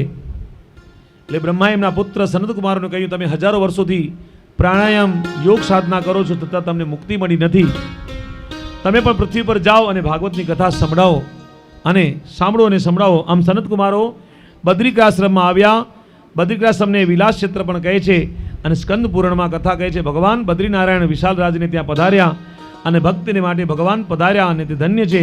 બદ્રીનારાયણ જગતને તપ ધ્યાનને આદર્શ બતાવે. હું ઈશ્વર છું, છતાં ધ્યાન કરું છું, અને તપ વિના શાંતિ મળતી નથી. બદ્રીનારાયણના મંદિરમાં લક્ષ્મીજીની મૂર્તિ બહાર છે. એનું કારણ એ છે કે સ્ત્રી પુત્રો તથા તપો બધા બાધાથી દૂર રહેવાનું છે. આ બધા બાધારૂપ છે. આ સ્થાનનું નામ બદ્રીનારાયણ કેમ પડ્યું એની કથા કે ભગવાન ગોલોકમાં ધામમાંથી તપ કરવાથી ઈચ્છાથી નીકળ્યા, અને લક્ષ્મીજીએ પૂછ્યું તમે ક્યાં જાઓ છો? તો ભગવાને કહ્યું તપ કરવા માટે. લક્ષ્મીજીએ કહ્યું મને સાથે લઈ જાઓ. ભગવાને કહ્યું હું તપ કરવા જાઉં છું ત્યારે તમારે શું કામ, હું એકલો જ રહીશ. અને નારાયણ હિમાલયમાં આવી તપ કરવા બેઠા. લક્ષ્મીજી ગોલોકમાં જુએ છે તો નારાયણ ઉપર સૂર્યનો તડકો પડતો હતો. લક્ષ્મીજી વિચાર કર્યું કે નારાયણને તપમાં પરિશ્રમ પડી રહ્યો છે, એટલે લક્ષ્મીના રૂપમાં ના આવ્યા, પણ ભગવાન તપ કરતા હતા. એમની પાછળ બોરડીનું ઝાડ બનીને છાંયડો કર્યો, અને સંસ્કૃતમાં બોરના ઝાડને બદ્રી વૃક્ષ કહે. એટલે હિમાલયના એ જગનું નામ પડ્યું બદ્રીનાથ.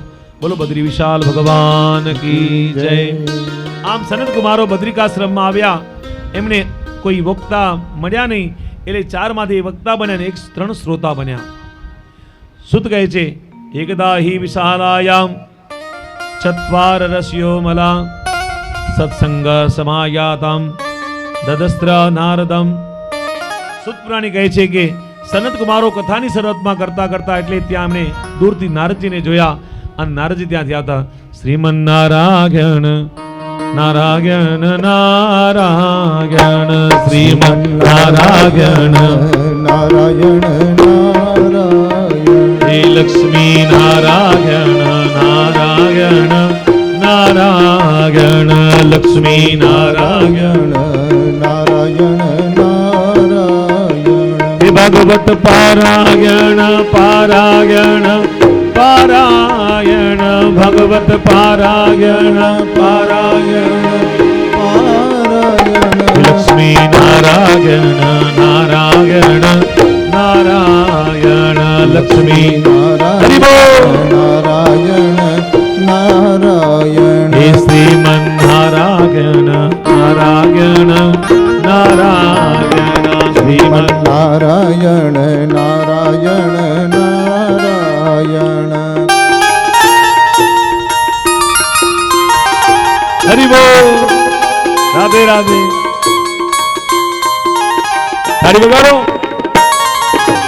ભારત બધા ભાગી જાય. થાળી વગાડો જોરથી.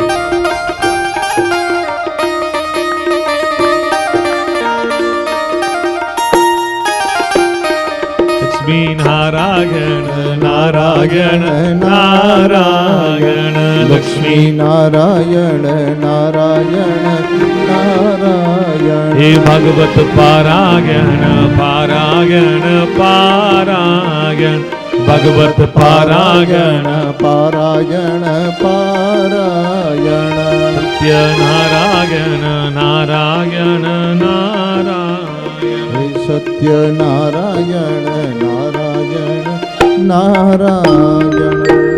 દેવર્ષિ નારદ સનત કુમારો પાસે આવ્યા ત્યારે ઉદાસ હતા અને ચિંતાતુર હતા. મહાપુરુષોનો ચિંતા થાય ત્યારે દુનિયાને તેમાંથી લાભ થાય અને મહાપુરુષોને વિષાદથી દુનિયાને ફાયદો થાય. અર્જુનને મહાભારત યુદ્ધ વખતે વિષાદ થયો, એના કારણે દુનિયાને ગીતા મળી.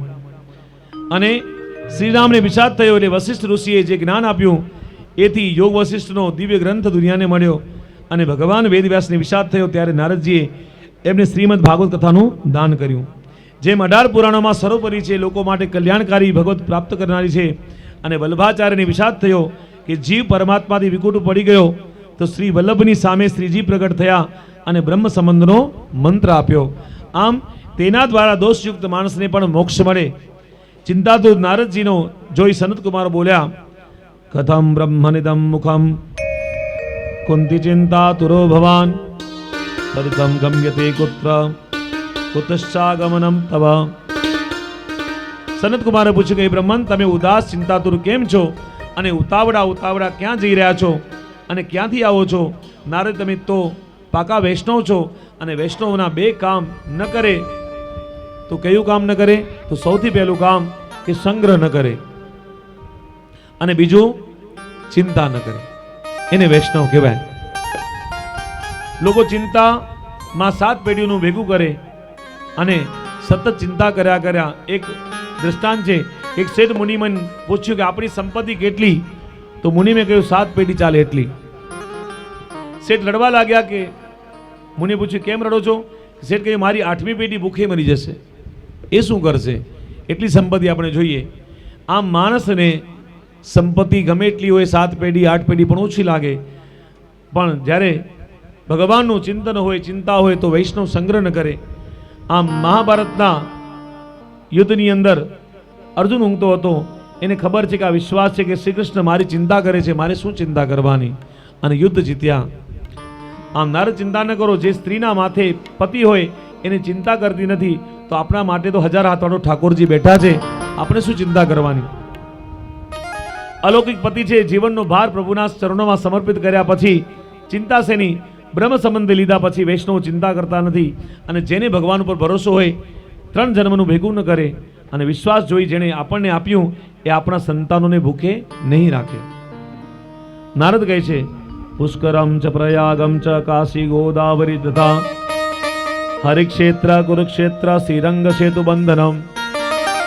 નારદ કહ્યું પુષ્કર, કાશી અને પ્રયાગ, ગોદાવરી, હરિદ્વાર અને સેતુબંધ, રામેશ્વર, કુરુક્ષેત્ર વગેરે તીર્થોમાં આવી રહ્યો છું. અને સંસારી પાસે પૈસા આવે એટલે એ ફરવા માટે જાય, પણ અલગ અલગ જગ્યાએ ફરવા જાય. ભાગવતજીમાં નથી લખેલું, પણ આપણા ઘણા બધા માણસો કે નૈનીતાલ, કુલુ મનાલી, મહાબલેશ્વર એવી જગ્યાઓ ફરવા માટે જાય સંસારી પાસે પૈસા આવે ત્યારે. પણ નારદજી કહે છે કે વૈષ્ણવ પાસે જ્યારે પૈસા આવે ત્યારે તીર્થોમાં જાય અને તીર્થોમાં જઈને ભગવાનોને સંતોની સેવા કરે. ભૂમિના પ્રતાપ કયા કે તામસી ભૂમિ કઈ છે? તો આપણે અલગ શહેરોની વાતો કરી. કલકત્તા, મુંબઈ જેવા મોટા શહેરોની ભૂમિ તામસી છે, એમાં તામસ વધારે છે. કે રાજસી ભૂમિ કઈ? કે ગામડાની જે ભૂમિ છે એ રાજસી છે. અને સાત્વિક ભૂમિ કઈ? કે જે વનની ભૂમિ છે એ સાત્વિક છે. વૃંદાવન, મધુબન, વ્રજભૂમિ, અયોધ્યા, જ્યાં ભગવાનનું પ્રાગટ્ય થયું, લીલા કરી, એ સર્વોત્તમ ભૂમિ સાત્વિક છે. આમ નારદ કહે સર્વોત્તમ સ્થાન સમજી પૃથ્વી પર આવ્યો, પરંતુ મને શાંતિ મળી નથી. અત્યારે કલિયુગે અધર્મના સંયોગથી પૃથ્વીને દુઃખી કરી નાખ્યા અને તીર્થોમાં કે અન્યત્ર મને શાંતિ નથી.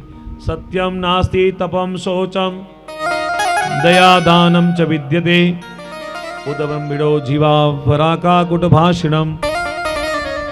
નારદ મુનિ વ્યથા ઠલાવે, કહે કે એ પૃથ્વી પર સત્ય, તપ, દયા, દાન, પવિત્રતા કશું રહ્યું નથી.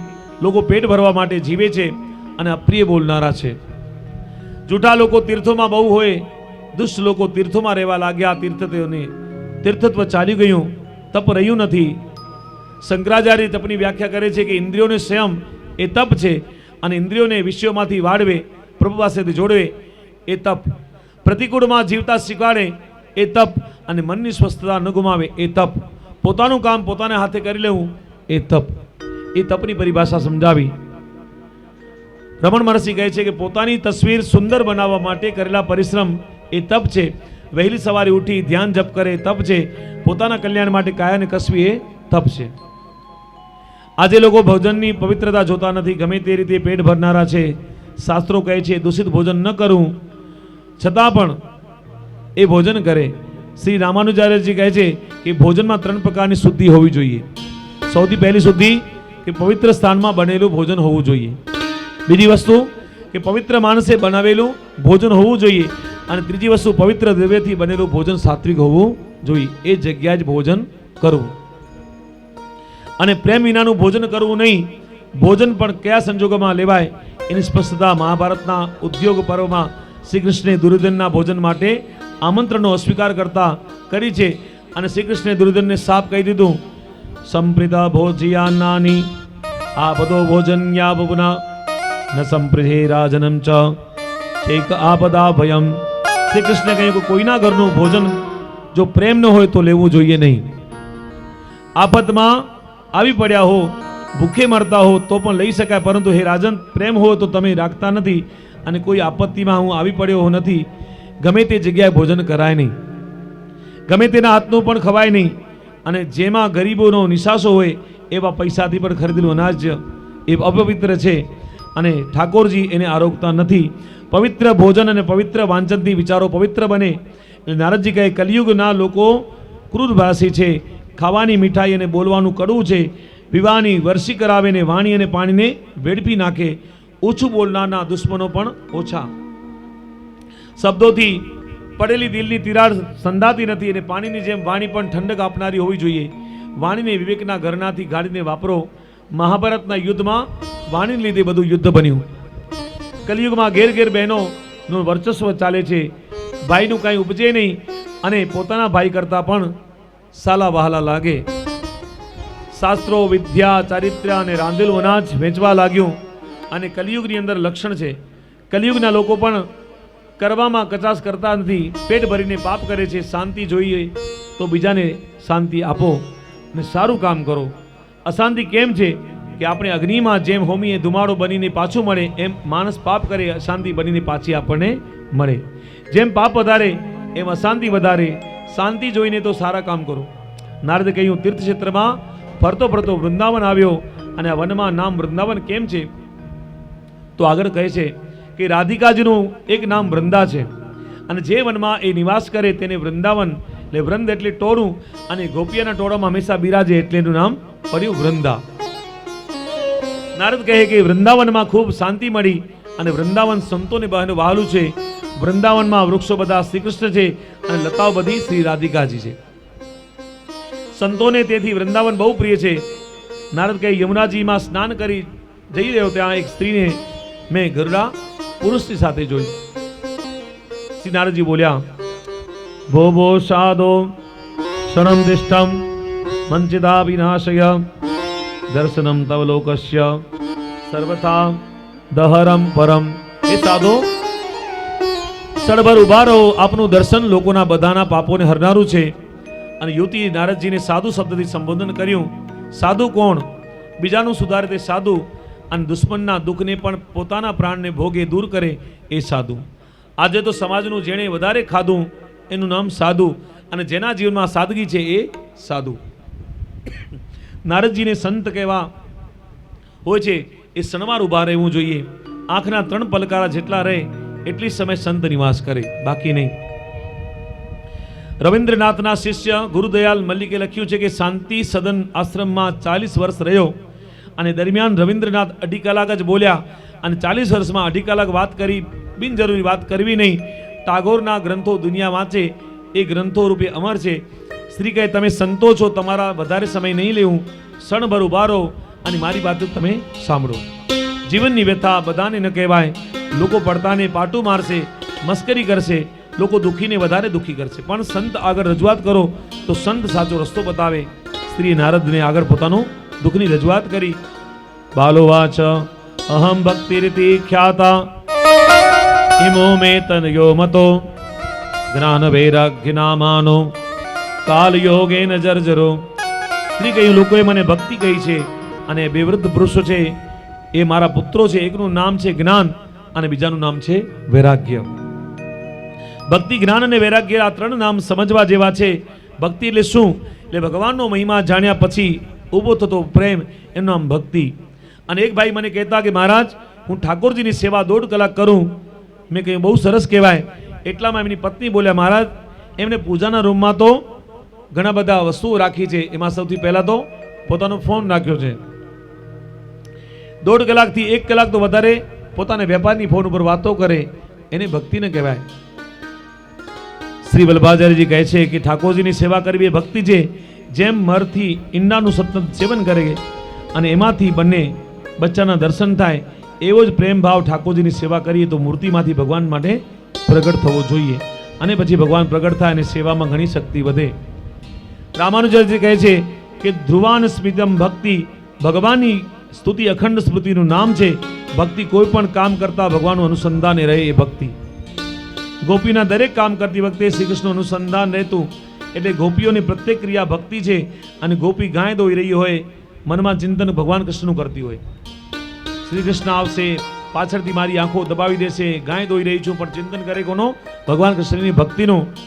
અને એક ગોપી ઘરમાં લીપી રહી હતી, પણ મનમાં વિચાર કરે કે મારું ઘર લીપીને સાફ રાખું તો કૃષ્ણ મને એને ગમશે અને એ મારે ઘરે આવશે. આવું ચિંતનથી એનું લીપણ કરતી, એ ભક્તિ બની જાય. એ ગોપી એના દીકરાને પારણામાં ઝુલાવે અને કહે કે હમણાં શ્રી કૃષ્ણ આવશે તો એના ખોડામાં બેસાડીશ અને તો મોટો થશે એટલે કૃષ્ણ સાથે રમવા મોકલીશ. આમ કામ બાળક ઝુલાવાનું કરે, પરંતુ ચિંતન કૃષ્ણનું કરે, એને કહેવાય ભક્તિ. બિલ્વ મંગળ સૂત્રમાં એટલે ગોપીજન માટે લખે છે, વિક્રેતુ કામા કિલ ગોપ કન્યા મુરારી પાદાર્પિત ચિત્ત વૃત્તિ દધ્યાંતિકમ મોહવસાદવોચ ગોવિંદ દામોદર માધવેતી. ગોપીઓ નીકળે છે કે દહીં દેનું દૂધનો વેપાર કરવા, વેચવા નીકળે, પણ એમની ચિત્તવૃત્તિ ક્યાં છે? મુરારી પાદાર્થ ચિત્તવૃત્તિવતી. ધંધામાં નહીં, પણ ઠાકોરજીના ચરણોમાં છે. એટલે બોલે દધ્યાંતિકમ ના બદલે ગોવિંદ દામોદર માધવેતી. એટલે વ્યાસજી કહે પૂજ્યાદિશુ અનુરાગમ ઇતિ ભક્તિ. અનુરાગપૂર્વક સેવા પૂજા કરવી એ ભક્તિ છે. અનુરાગ કોને કહેવાય? તો પ્રેમ કરનારને પ્રેમ કરવો એ અનુરાગ છે. ઈશ્વર આપણને પ્રેમ કરે એ નહીં, પણ આપણે ભગવાનને પ્રેમ કરીએ એ અનુભૂતિ કહેવાય. માટે ભક્તિ એને જ કહેવાય. ધારે કે ગર્ગાચાર્ય કહે છે કે કથા દિશુમ અનુરાગમ ઇતિ ભક્તિ. કથા માટે પ્રેમ એ ભક્તિ છે. હનુમાનજીને કથામાં એટલો પ્રેમ કે જ્યાં શ્રીરામનું નામ થાય, જ્યાં શ્રીરામની કથા થાય, એ જગ્યાએ હનુમાનજી પધારે. શ્રીરામને પૂછ્યું કે પ્રભુ, હું આપણી સાથે આવું? ત્યારે શ્રીરામ કહ્યું, ના, તમે અહીં રહી ભક્તિની સેવા કરો. હનુમાનને કહ્યું, સારું, પણ એક શરત, જ્યાં સુધી તમારું કથા પૃથ્વી પર થશે ત્યાં સુધી છેવટ એક માણસ પણ આપની કથા કરશે, ત્યાં સુધી હું આ પૃથ્વીનો છેડો નહીં છોડું અને આપના રામના વિયોગમાં રહી શકીશ, પણ કથાના વિયોગમાં નહીં રહી શકું. એટલે તુલસીદાસજી હનુમાન ચાલીસામાં કહે કે પ્રભુ ચરિત સુની બેકો રસિયા, રામ લખન સીતા મન બસિયા. પ્રભુ ચરિત સુની બેકો રસિયા અને રામ લખન સીતા મન બસિયા. કથામાં આવેલા લોકોમાંથી પણ અડધા માણસનું ચિત્ત કથામાં રહેતું નથી અને કોઈ ભજન ધૂન બોલાવીએ તો ઝીલતા પણ નથી. ત્યારે એક મને વાત યાદ આવે કે આગળ દ્રષ્ટાંત છે. ગામના સ્મશાન યાત્રામાં નીકળી અને ખભા પર મળદું લીધેલું બધા બોલે કે રામ બોલો ભાઈ રામ. રોડ ઉપર આગળ વધ્યા, રસ્તે આગળ વધ્યા.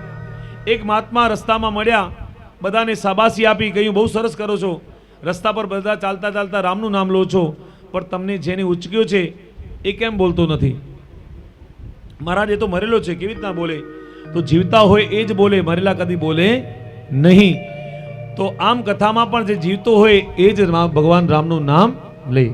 શ્રી રામ જય રામ જય જય રામ, શ્રી રામ જય રામ જય જય રામ, શ્રી રામ જય રામ જય જય રામ, શ્રી રામ જય રામ જય જય રામ, શ્રી રામ જય રામ જય જય રામ, શ્રી રામ જય રામ જય જય રામ, શ્રી રામ જય રામ જય જય રામ, શ્રી રામ જય રામ જય જય રામ, શ્રી રામ જય રામ જય જય રામ, શ્રી રામ જય રામ જય જય રામ, શ્રી રામ જય રામ જય જય રામ, શ્રી રામ જય રામ જય જય રામ, શ્રી રામ જય રામ જય જય રામ, શ્રી રામ જય રામ જય જય રામ, શ્રી રામ જય રામ જય જય રામ, શ્રી રામ જય રામ જય જય રામ, શ્રી રામ જય રામ જય જય રામ, શ્રી રામ જય રામ જય જય રામ, શ્રી રામ જય રામ જય જય રામ, શ્રી રામ જય રામ જય બોલો રામચંદ્ર ભગવાન કી.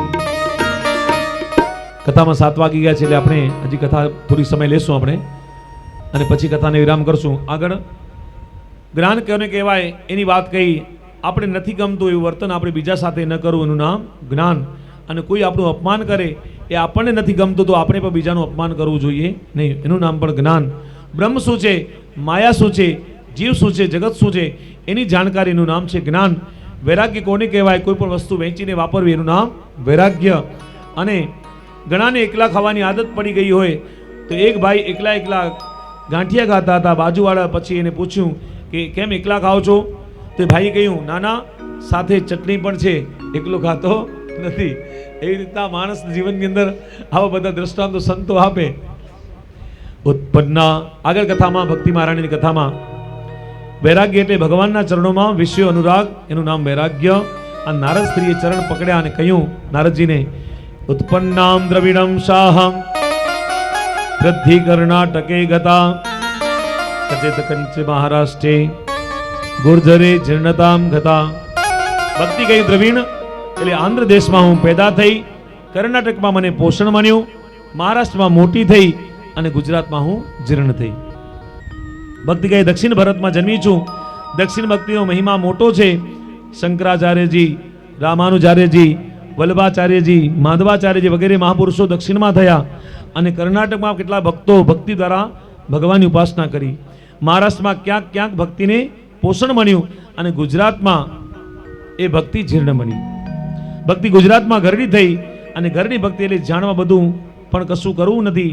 રામાયણમાં લખ્યું છે કે ધર્મને જાણ્યા છતાં એનું આચરણ ન કરનાર અધમ છે. આપણી ભક્તિ ક્યારે યુવાન થાય અને ક્યારે ઘરડી. અધિક મહિનામાં ભક્તિ યુવાન બને અને પછી તુરંત જ ઘરડી બને.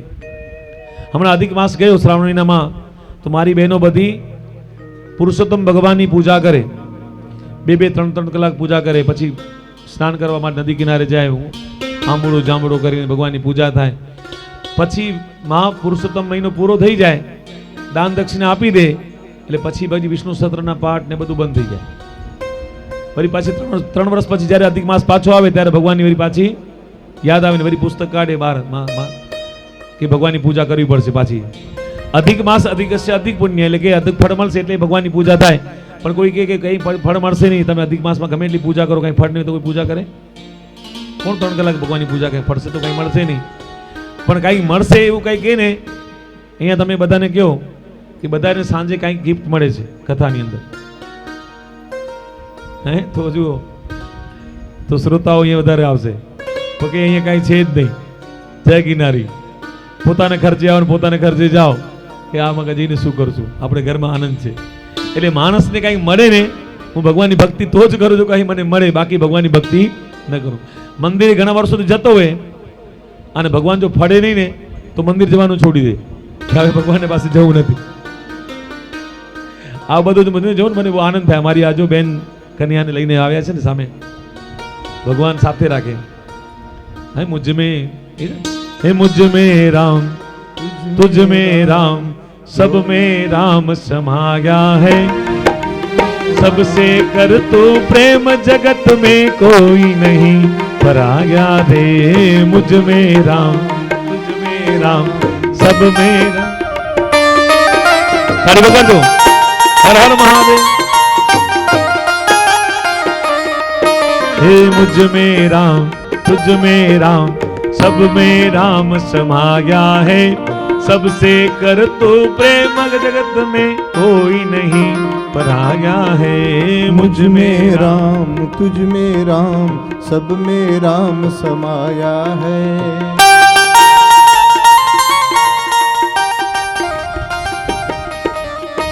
એટલે મારામાં રામ, તારામાં રામ, બધામાં રામ સમાયેલો છે. કોઈ એવો જીવ નથી જ્યાં રામ નથી. અને આવી જો ભગવાનની મૂર્તિઓ લઈ કનૈયાની સેવા ભગવાનની, એટલે ભગવાન હંમેશા સાથે સાથે રહે. હા ને, મૂર્તિ સ્વરૂપમાં નહીં, પણ હું તો કહું છું હૃદય અર્જુન દિશા અંદર આપણી ભગવાન પણ વસેલો છે. અને આવો જ્યારે ભાવ થાય ને કે વૈષ્ણવ બધા પોતાની સાથે ભગવાનને રાખે. અને મને એક જણા કીધું કે અમે વૈષ્ણવો કનૈયાને બાળક સ્વરૂપમાં જ પૂજીએ, એને મોટો ન થવા દઈએ. અને બાળક છે ને એ જુઓ, તમે નાની નાની વસ્તુ આપો એ આનંદમાં આવી જાય. મોટાને રાજી કરો બહુ મુશ્કેલ થાય, એ જલ્દી રાજી ન થાય. બાળક છે ને જલ્દી રાજી થાય. અને પછી બાળકમાં કપટ ભાવના નથી, નિસ્વાર્થી છે. કનૈયું બાળ સ્વરૂપમાં હોય ને તો એ માખણ મિશ્રી આપો તો રાજી થઈ જાય અને તમને આશીર્વાદ આપે. અને જેમ બાળકને એમ હસે તો એનું મોઢું કેવું સુંદર લાગે, કોઈ પણ બાળકનું મોઢું સુંદર લાગે, એમ કનૈયાને બાળ સ્વરૂપમાં એની જે સેવા કરતા હોય ને તો લાલાની સેવા પણ બહુ મીઠી લાગે. એટલે આવી રીતના લાલાની સેવા, કોઈ માતાજીની સેવા, કોઈ ભગવાનની સેવા વૈષ્ણવો કરે. અને આપણે લાગે આપણું સનાતન પરંપરા હજી આગળ વધશે. નહીં તો લાગે હવે ભગવાનોને માણસોને ભગવાનોમાં એટલી રસ રહ્યું નથી. અને સનાતન ધર્મનું શું થશે આગળ જતા? આમ આગળ ભક્તિ મહારાણીની કથા છે કે જેના ભક્તિ અને જ્ઞાન વૈરાગ્ય જીર્ણ થઈ જાય અને ભક્તિ બધું ઘરડી થઈ જાય તો માણસ શું કરે? તો આગળ કહ્યું કે ભગવાન ગુજરાતની અંદર ભક્તિ ઘરડી બની. અને ઘરડી એટલે કંઈ વૃદ્ધ ન બની, પણ માણસ મોટી ઉંમરનો થાય ને પછી એને શું કરવું ને શું ન કરવું, અને કેવું જીવવું ને કેવું ન જીવવું એનું જ્ઞાન એને થાય. ભક્તિદેવી બોલ્યા કે હું વૃંદાવનમાં આવીને યુવાન બની અને મારા બે પુત્ર છે, એ જ્ઞાન અને કે વૈરાગ્ય, એ બે ઘરડા હતા. અને વ્રજ વૃંદાવનમાં આવીને ભક્તિ પણ જ્ઞાન વૈરાગ્યની ઉપાક્ષા થાય છે. એટલે બ્રહ્મ સત્ય અને જગત મિથ્યાની વાત કોઈ જાણતું નથી. નારદ કહી, દેવી આ તો કલિયુગનો પ્રભાવ છે. કલિયુગમાં ભક્તિ મહિમા વધવાનો પણ જ્ઞાન વૈરાગ્યની ઉપેક્ષા થાય છે. કલિયુગમાં જ્ઞાન વૈરાગ્ય ઘરડા થયા, કમજોર બન્યા. એટલે ભક્તિ નારદજીને પૂછ્યું, કલિયુગનો આવો પ્રભાવ છે તો પરીક્ષિત રાજાએ એને જીવતો કેમ રાખ્યો? નારદે કહ્યું, કારણ કે કલિયુગમાં બે સદગુણ છે. પહેલું સદગુણ કે મનથી થયેલા પાપની સજા પણ બીજા યુગમાં મળતી નથી, એ પહેલો સદગુણ. અને બીજો કે મનથી કરેલા પાપની સજા નથી, એ તુલસીદાસજી પણ કહે છે. કલિયુગ એક પુનિત પ્રતાપા, માનસ પુણ્ય હોય નહીં પાપા. આમ કલિયુગમાં બીજો ગુણ એ છે કે મનમાં પુણ્ય કરો એ પણ ભગવાનને ચોપડે લખાય, અને મનથી કરેલું પુણ્ય કલિયુગમાં ફળ આપે છે. એ બીજા યુગમાં એવું નથી. કલિયુગમાં નામ સ્મરણનો મહિમા ખૂબ છે. અને ઘરે બેઠા નામ લીધું પછી યાત્રા ન કરો, યજ્ઞ દાન તપ હોમ હવન પુણ્ય નામ સ્મરણથી મળી જાય. અને કલિયુગ ખરાબ હોવા છતાં પણ એમાં બે સદગુણ છે. નારદ કહ્યું, ભક્તિ દેવી તમે ભગવાનને ખૂબ પ્રિય છો. ભક્તિ નાત જાત જોતી નથી, ગમે તેને ઘેર હોય ભગવાન ત્યાં આવવું જ પડે. અને સબરી અદમ હતી, જ્યારે સબરી ત્યાં રામ પધાર્યા તો ગાંડી ગઈ તેલી થઈને ભગવાનની સેવા કરવા લાગી. અદમ તે અદમ, અદમ હતી નારી, તિનમહી મતી મંદ અધારી. આમ સબરી કહ્યું કે વેદ શાસ્ત્ર કંઈ જાણતી નથી, હું અદમ નારી છું. તમે મારી જેવી જાતિ અને જ્ઞાનમાં અદમ એવી ઘેર રહી અને પધાર્યા. ત્યારે શ્રીરામને જવાબ આપ્યો સબરી માતાને, કહ રઘુપતિ સુન ભામિની વાતા, માનહુ એક ભક્તિ કરનાતા. શ્રીરામે કહ્યું કે જાતિ અને કુળ જોતો નથી, હું તો માત્ર ભક્તિને જોઉં છું અને એનો સંબંધ રાખું છું. ભક્ત સેનાનાની વાનંદનો હતો, ઘરમાં કંઈ રાખેલું હું સેવા કરવા માટે હતું નહીં, છતાં પણ બોલવામાં આવે તો ના પાડી દેવા. એક દિવસ રાજાને સિપાહી બોલવા આવ્યા તો રાજા હજામત કરવા બોલાવ્યા. એ નાઈ પત્નીએ ના પાડી દીધી. રાજા ગુસ્સે થયો, ભક્ત હતો તેથી ભગવાનની ચિંતા થઈ. સોનાનાઈનું રૂપ લઈ ભગવાન રાજાને ત્યાં પહોંચી ગયા અને લાવો દાદી કરી આપું. આ વાડકીમાં પાણી હતું. રાજાએ પાણીમાં ભગવાનનું રૂપ જોયું, પણ ઉપર જોયું તો સેનાનાઈ હતો. ફરી વાડકીમાં જોયું તો ભગવાન દેખાય, ઉપર હજામત કરનાર નાઈ હતો. આવો ચમત્કાર દેખાયો એટલે ભગવાને હાથ અડક્યો. રાજાને આનંદ થયો અને રાજા ખુશ થઈ ગયા. સોનામારો આપી સોનામારો ભગવાનને સેનાનાઈને ગોકળમાં મૂકી અંતર ધ્યાન થઈ. સેવા પૂરી કરી સેનાનાઈ દોડતો દોડતો રાજા પાસે ગયો. ક્ષમા કરો મહારાજ, મને મોડું થઈ ગયું. રાજા કે તમે હમણાં તો દાઢી કરી, ફરી કેમ આવ્યા? તો આનંદે કહ્યું કે પ્રભુ હું નહોતો આવ્યો, હું તો ભક્તિ કરતો હતો. તો ભગવાને કે તમે મારું દાઢીને વાળ બનાવ્યા. અને એ જોઈને પ્રભુની ભગવાન વાનંદ બનીને આવ્યા અને ભગવાને ભક્તનું કામ કર્યું. વાનંદને સમજણ પડી, સેનાનાઈને આનંદ થયો કે પ્રભુએ મારું કામ કર્યું અને ભગવાનમાં સમાઈ ગયા. અને ભગવાનનું ભજન એ સેનાનાઈ કર્યું અને પંઢરપુરમાં રાજા અને નાઈ બંને ચાલ્યા ગયા. આમ ભગવાન ઉગ્રસેન ત્યાં છડી પુકારતા, દ્રૌપદીના ચંપલ ઉચકતા, ભક્ત જનાબાઈના છાણમાં પ્રવેશ કર્યો અને ભગવાને અર્જુનનો રથ ચલાવ્યો. આમ ભગવાનની ભક્તિથી વસ્યા મીરાને રાણાએ ભૂત્યો મહેલ આપ્યો અને મીરાએ કરતાલ કરી કીર્તન કર્યું. આવી રીતના ભગવાનની ભક્તોની લાજ રાખી. નારદ કહે દેવી વિષાદ ન કરો, ભગવાન તમારું કલ્યાણ કરશે. હું તમારા પુત્રોને જગાડું છું, યુવાન કરું છું. નારદે જ્ઞાન વૈરાગ્યની જગાડવા પુષ્ટ કરવા જ્ઞાનમાં વેદ મંત્રોનો ઉચ્ચાર કર્યો અને જાગ્યા નહીં, ઉઠા કર્યા પણ સૂઈ ગયા. આપણામાં પણ એવું જ છે કે માંદા પડીએ ત્યારે વૈરાગ્ય જાગે અને ભગવાન ત્યારે કહીએ કે મને બેઠો કર, સારું કર, જિંદગીમાં ભૂલ નહીં કરું. પણ જ્યારે સાદા થઈ ત્યારે ભગવાનને ભૂલી જઈએ. સ્મશાનમાં પણ વૈરાગ્ય જાગે, સ્મશાનથી બહાર આવીએ એટલે વૈરાગ્ય ભૂલી જઈએ. આમ કથામાં પણ વૈરાગ્ય જાગે. અંદર કથા કરતા કરતા પછી જ્યારે બહાર આવીએ ત્યારે કથામાં વિરામ થતા વૈરાગ્ય પૂરું થાય. આમ બધી આપણી જ કથા છે, આપણા જ જ્ઞાન વૈરાગ્યની વાતો છે. ભાગવતકારો જ્ઞાન વૈરાગ્યની અતિ પ્રતિકાત્મક રજૂ કર્યો, આપણા મનની સ્થિતિને યથાર્થ રીતે રજૂ કર્યો. નારદ વિચાર કરે એટલામાં આકાશવાણી થઈ. એમાં કહ્યું નારદ જ્ઞાન વૈરાગ્યને જગાડવા માટે સત્કર્મ કરો. નારદ વિચાર્યું તું વેદ ઉપનિષદના મંત્રો બોલ્યા, ગીતાના શ્લોકો બોલ્યું, સત્કર્મ કર્યા છતાં આ લોકો જાગ્યા નહીં. મને બદ્રીનારાયણ આવ્યા, ત્યાં સનતકુમારને ભેટો થયો. સનતકુમારે નારદની ચિંતાનું કારણ જાણ્યું અને નારદ ભગવાનની કથા બીજે કોઈ સત્કર્મ નથી કર્યું. નારદ પૂછ્યું મોટા ભાઈ આ ભાગવતની કથા મેં નીકળ્યું એમાંથી શેમાંથી? સનતકુમાર બોલે વેદ અને ઉપનિષદોમાંથી નીકળ્યું. તો નારદ કહ્યું આ જો ભાગવત અને વેદ ઉપનિષદમાંથી નીકળ્યું હોય અને વેદ ઉપનિષદ મંત્રોથી જ્ઞાન વૈરાગ્ય જાગ્યા ન હોય તો ભાગવતની કથાથી ક્યાં જાગે? સનતકુમારે કહ્યું નારદ ખાંડ શેરડીમાંથી બને છતાં પણ દૂધ પાકમાં ખાંડ જ નખાય અને શેરડીનો રસ નાખી શકાય નહીં. આમ શેરડીનો રસ નાખવાથી દૂધ ફાટી જાય. ખાંડનું સામર્થ્ય છે એ શેરડીના રસમાં નથી. દીવો બળે ઘીથી, ઘી બને દૂધમાંથી, પણ દૂધમાંથી દીવો સળગે નહીં, ઓલવાઈ જાય. એમ કારણ ઘીનું છે, સામર્થ્ય છે એ દૂધમાં નહીં પણ ભાગવતમાં સામર્થ્ય છે, વેદ ઉપનિષદમાં નથી. વેદ ઉપનિષદ એ નિરીક્ષક છે, જ્યારે ભાગવત રસ છે. ભાગવતની કથામાં કંટાળો ના આવે, વેદ ઉપનિષદમાં ઘણીવાર કંટાળો આવે. નારદ તમે ભગવાનની ભાગવતની કથા બેસાડો. નારદે પૂછ્યું આ કથા બેસાડવી, આ કથા કઈ જગ્યાએ કરવી? સંતકુમારે કહ્યું ગંગા કિનારે બેસાડો. નારદે પૂછ્યું ભાગવતમાં તો વક્તા ક્યાંથી લાવું? કૃપા કરી આપ જ વ્યાસ થઈ જાઓ. કથામાં જગ્યાનું મહત્વ ખૂબ છે, પવિત્ર જગ્યામાં મને એકાગ્ર થઈને મને કથા સમજાવો. નિમિષારણમાં સુતપારાયણ સોનકાદી ઋષિઓએ કહ્યું આ પ્રમાણે સંતકુમારો ગંગાજીએ નારદજીએ શ્રીમદ ભાગવતની કથા સંભળાવી અને એ જગ્યાએ ભૃગુ ઋષિ, વશિષ્ઠ, યવન ઋષિ, મેઘાતિથિ, દેવલ ઋષિ, દેવારાત, વિશ્વામિત્ર, માર્કંડે મુનિ, પીપલાદ, વ્યાસ, પારાસર જેવા મોટા મોટા ઋષિઓ આવ્યા અને ભૃગુ ઋષિ જેમણે ભગવાનની છાતીમાં લાત મારી એવા સામર્થ્યવાળા ઋષિ પણ ત્યાં વધાર્યા. વશિષ્ઠ એટલે જેને દરવાજા શ્રી રામ અને લઈને ભણવા જાય એવા ભગવાનને જે ગુરુ કયા એવા વશિષ્ઠ ગુરુ જેવાને શ્રોતા બનીને આવ્યા. પરશુરામ જેની કથા દુનિયામાં સાંભળે એ અવતારી પુરુષ પરશુરામ પણ કથામાં આવ્યા. માર્કંડેય જેમણે માર્કંડેય પુરાણની રચના કરી એ પણ કથામાં આવ્યા. વ્યાસ જેમણે ભાગવતની રચના કરી છતાં પણ કથા સાંભળવા માટે આવ્યા. આમ મોટી વાત કહેવાય. આ બધા આત્મજ્ઞાની ઋષિઓ પણ આ કથા સાંભળવા આવ્યા અને આપણામાંથી કેટલાક તો વળી કહેતા હોય છે કે આ બધું જાણું છું મહારાજ, શું નવું કહેવાનું, મારે કથા સાંભળવી નથી. તો નારદની આ કથામાં બીજું કોણ કાવે? લખ્યું છે ગંગા સરિતસ્ય પુષ્કરાધિ સંસાર ચ ક્ષેત્રાણી દેશમ સર્વા દંડગાદા મિચ્છર. ગંગા, યમુના, સિંધુ, સરસ્વતી બધી નદીઓ સ્ત્રીના રૂપમાં કથા સાંભળવા આવી. જ્યાં જ્યાં ભાગવતની કથા વંચાય ત્યાં સર્વે તીર્થો નિવાસ કરે. તેથી જેણે ભાગવતની કથામાં ગંગા જ્ઞાનમાં ડૂબકી મારી એને હરિદ્વારની ગંગામાં ડૂબકી મારવાનું રહેતું નથી. આમ કેટલાક પોતાને હમને લીધે કથામાં ના આવ્યા હોય એમને ભૃગુ ઋષિ સમજી લેવાય. લખ્યું છે ગુરુત્વાત્રેનાયન ભૃગુ સંબોધ ચાન્યત.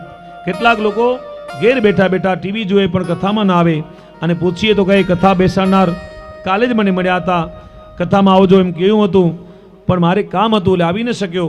આવા કેટલાક મનુષ્યો કથાના મંડપની અંદર પહોંચી શકે નહીં અને એમને ભૃગુ ઋષિ સમજાવી શકીએ નહીં. એવા મનુષ્યો હોય ભક્તિ, જ્ઞાન, વૈરાગ્ય વધારવા, યુવાન કરવા નારદે ગંગા કિનારે ભાગવતની કથા બેસાડી અને વક્તા સનતકુમારો બન્યા. શ્રોતાઓએ બધા બેસી ગયા. પછી કથાની શરૂઆત થઈ. જય જયકાર શબ્દ થયો, હરગે નમઃ શંખ ધ્વનિ થયો. આકાશમાંથી દેવતાઓ પુષ્પની વૃષ્ટિ કરવા લાગ્યા. સનતકુમારો બોલવા લાગ્યા કુમારુચુ સદા સેવ્યા શ્રીમદ ભાગવતી કથા યસ્યા શ્રવણ માત્રેણ હર્ષિતમ સમાશ્રેત. સનતકુમારોએ કહ્યું ભગવતની કથા દરરોજ સાંભળવી જોઈએ. જેનું શ્રવણ કરવાથી ભગવાનના હૃદયમાં ચિત્તમાં સ્થિર રૂપે આવીને વસી જાય. વૈષ્ણવે 4 કામકાજ કર્યા. ભાગવતની રોજ વાંચવું, હરિરાયનું શ્રીપત્રી શિક્ષાપત્રીનો રોજ પાઠ કરવો, 84 વૈષ્ણવોની એક વાર્તા રોજ કરવી અને આવી રીતના ભગવાનનું ભજન કરવું. શાસ્ત્રો કહે છે કે 100 કામ પડતા મૂકી જમવાનું પણ બહુ મહત્વ છે. સમયસર જમવાથી આરોગ્ય જળવાય. હજારો કામ પડતા મૂકી સ્નાન કરો. કેટલાક લોકો શિયાળામાં સ્નાન કરવામાં અનિયમિત હોય, સ્નાન નિયમિત કરતા નથી. લાખ કામ પડતા મૂકી દાન કરો. આ દાન એ ધર્મનો પાયો છે. અને મૂગા પ્રાણીની ગાયોની સેવા કરો. ગાયોની સેવાથી ભગવાન પ્રસન્ન થાય. શ્રી કૃષ્ણની ગાયો કેટલીક વહાલી હતી, એમણે પણ ગાયોની ખૂબ સેવા કરી. મૂંગા પશુની બચાવ માટે દાન કરો. સગાવાલા માટે 2-5 હજાર ખર્ચો, પણ સારી જગ્યાએ સારા દાન કરો. આમ જરૂરિયાતવાળા દિન દુખિયા મનુષ્યોની સેવા કરો, દાન કરો. આમ આ સત્કર્મ કરતા કરતા મનુષ્ય ભગવાનની પ્રાપ્તિ કરે. આ શરીર ભાડાનું મકાન છે અને ભાડાના મકાનમાં રહીને એનું ભાડું નિશ્ચિત ચૂકવવું પડે. ના આપીએ તો આપણે કોઈ મકાન ભાડે આપે નહીં. આમ શરીરરૂપી મકાનમાં, ભાડાના મકાનમાં રહેવું તો ભગવાનના 24 અવતારોની અંદર 1 કલાક ભગવાનની સેવા કરવી પડે, દાન કરવું પડે.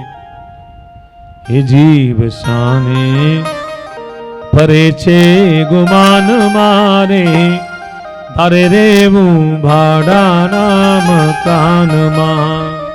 જીવ શાને ફરે છે ગુમાન મારે, તારે રેવું ભાડાના મકાનમાં. શ્રી હરિ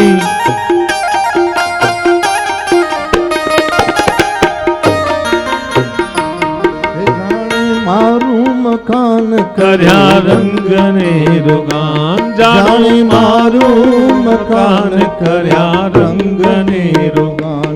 જાણે કાયમ લીધું છે વેચાણ મારે, જાણે કાયમ લીધું છે વેચાણ મારે, તારે રેવું ભાડાના મકાનમાં. ઓ જીવ શાને ફરે છે ગુમાન મારે, તારે રેવું ભાડાના મકાનમાં. એ તારે રેવું ભાડાના મકાનમાં. મનુષ્ય દેહ આપ્યો પછી મનુષ્ય ભગવાનનું નામ લેતો નથી. બીજા જન્મમાં પશુના જન્મ મળે, કૂતરા બિલાડાના જન્મ મળે.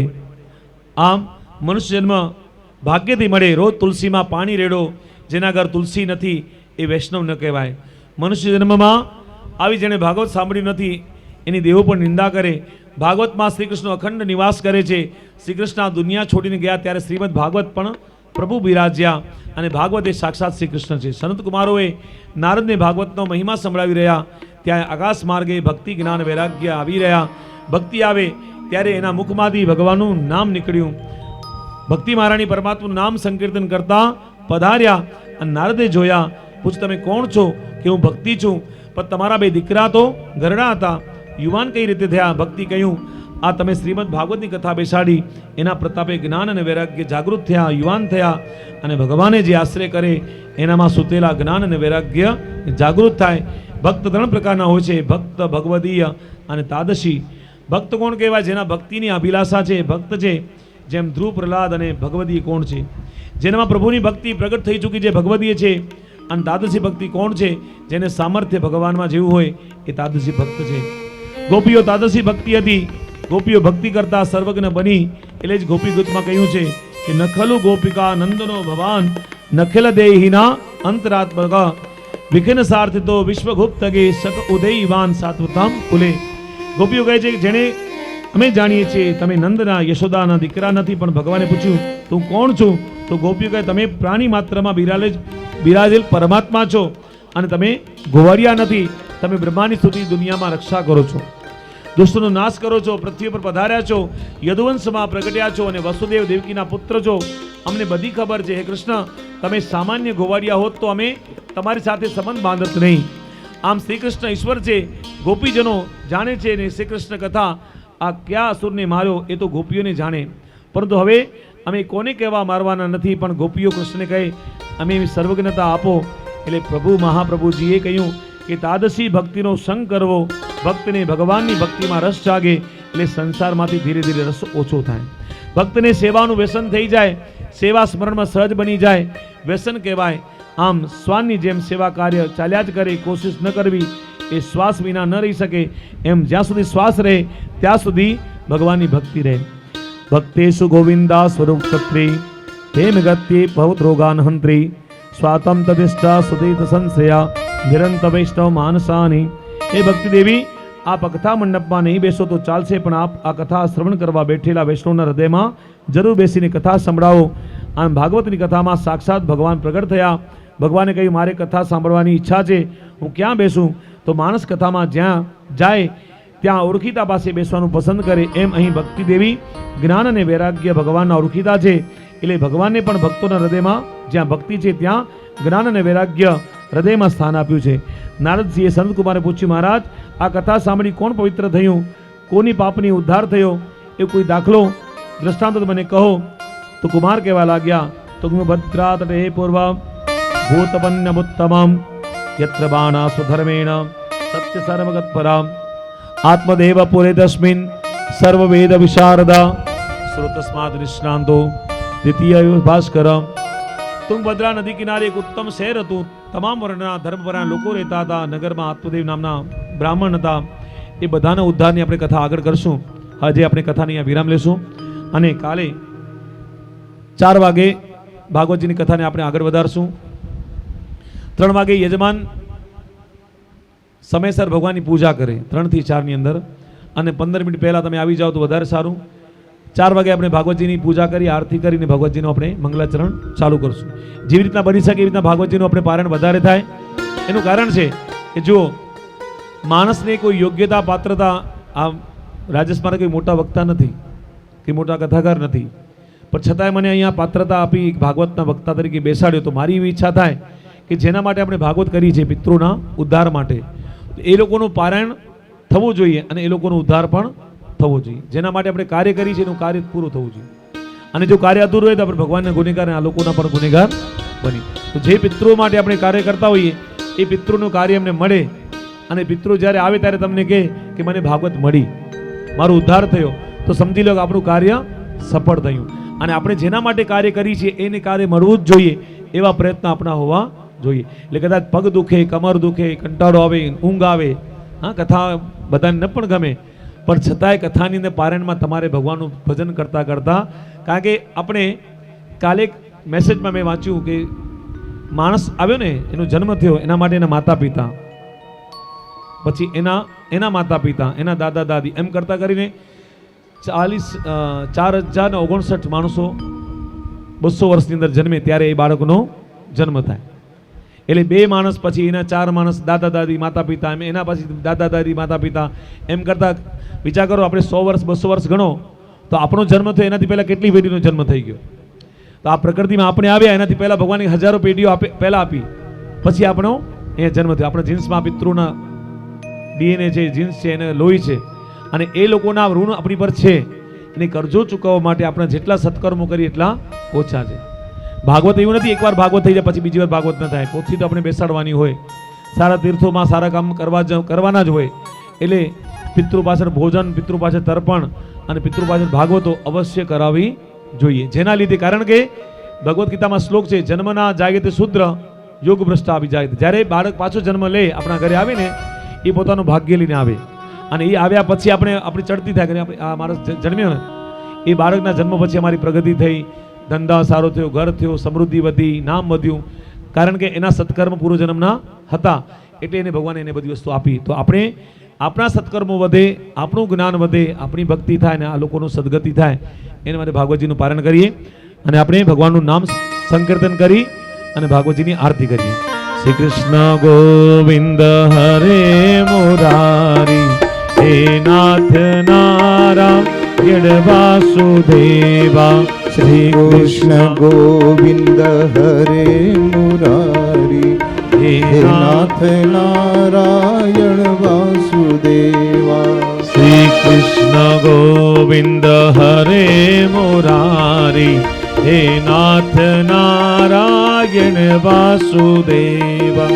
શ્રી કૃષ્ણ ગોવિંદ હરે મુરારી, હે નાથ નારાયણ वासुदेवा। श्री कृष्ण गोविंद हरे मुरारी हे नाथ नारायण वासुदेवा। श्री कृष्ण गोविंद हरे मुरारी हे नाथ नारायण वासुदेवा। श्री कृष्ण गोविंद हरे मुरारी हे नाथ नारायण वासुदेवा।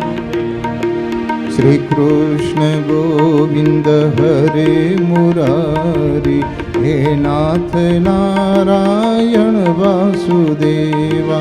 श्री कृष्ण गोविंद हरे मुरारी हे नाथ नारायण वासुदेवा।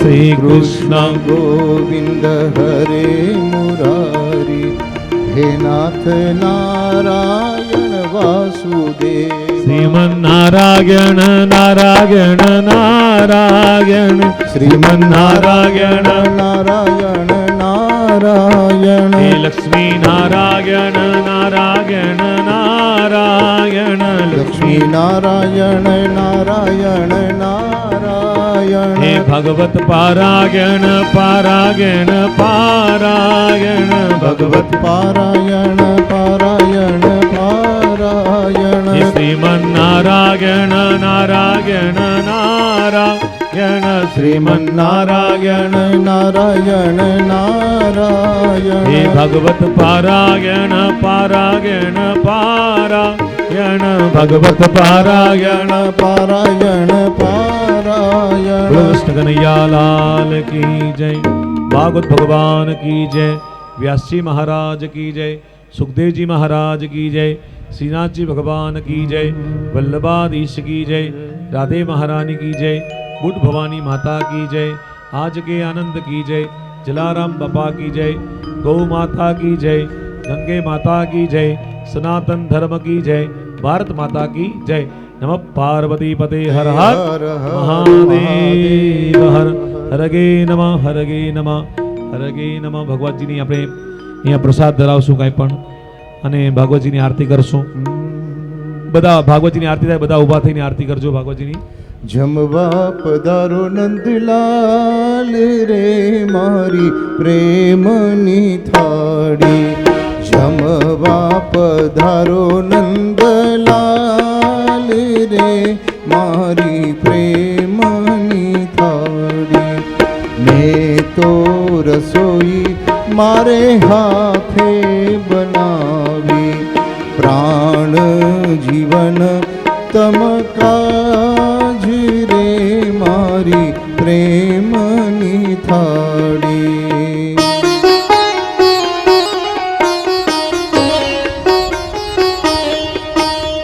ભાત રે ભાત ના મેવા મંગાવું. વિધ વિધના પકવાન રે મારી પ્રેમની થાળી. જળ રે જમુનાજીની જારી ભરી લાવો. આચમન કરો ને મોરાર રે મારી પ્રેમની થાળી.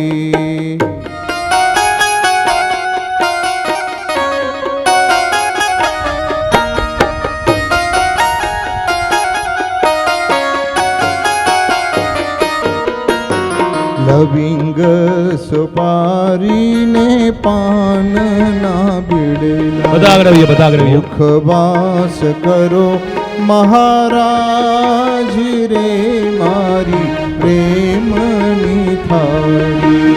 માધવ દાસના સ્વામી સાંભળિયા. તમ પર જાઉં બલિહાર રે મારી પ્રેમની થાળી. જમવા પધારો નંદલાલ રે મારી પ્રેમની થાળી. ભગવાનને જમાડો, ભોગ લગાડો.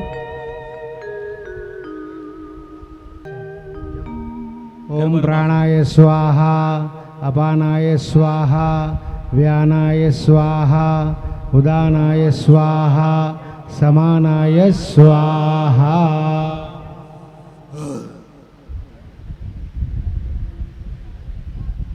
मध्ये जलं समर्पयामि, उत्तरापोषं समर्पयामि, हस्तप्रक्षालं समर्पयामि, मुखप्रक्षालनं समर्पयामि।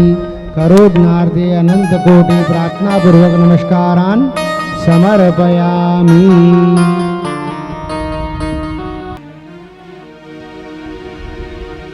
जय कान्हा काड़ा प्रभु नटवर नंदलाला, मीठी मोरली वाड़ा, मीठी मोरली वाड़ा, गोपीना प्यारा ओ जय कान्हा काड़ा। कामण गारा कान कामण कई की धाम, प्रभु कामण गौ की धाम। माखण चोरी मोहन, माखण चोरी मोहन, चित चोरी लीला ओ जय नंद यशोदा घेर वैकुंठ उतार्यो, प्रभु वैकुंठ उतार्यो। कालिय मर्दन कीधा, कालिय मर्दन कीधा, गायों चारी ओ जय कान्हा। गोवर्धन ने दौड़ो टचली आंगड़िए, प्रभु टचली आंगड़िए। इंद्रनो गर्व उतार्यो, इंद्रनो गर्व उतार्यो, जय जय गिरिधारी ओ जय गुण तणो तुझ पार के में नहीं आवे, प्रभु के में नहीं आवे। नेति वेद पुकारे, नेति वेद पुकारे, पुनीत गुण गावे ओम जय कान्हा काड़ा। ओम जय कान्हा काड़ा, प्रभु नटवर नंदलाला, मीठी मोरली वाड़ा, मीठी मोरली वाड़ा, गोपीना प्यारा ओम जय कान्हा काड़ा। कर्पूर गौरम सर्वावतारम संसार सारम भुजगेन्द्रहारम सदा वसंतं हृदयारविन्दे भवं भवामि सहितं नमामि, भवामि सहितं नमामि। मंगलम भगवान विष्णु, मंगलम गरुड़ध्वज, मंगलम पुंडरीकाक्ष, मंगलाय तनो हरि। सर्वमंगल मांगल्ये शिवे सर्वार्थ साधिके, शरण्ये त्र्यंबके गौरी नारायणी नमोस्तुते, नारायणी नमोस्तुते। जलेन शीतलीकृत्य पुष्पे हि देवताभिवंदनम। देवताभिवंदन 3 વખત દેવોને આરતી આપો જમણાથી, પછી આરતી આપ્યા પછી તમે લઈ લો આરતી। સ્વાત્માભિવંદનમમાં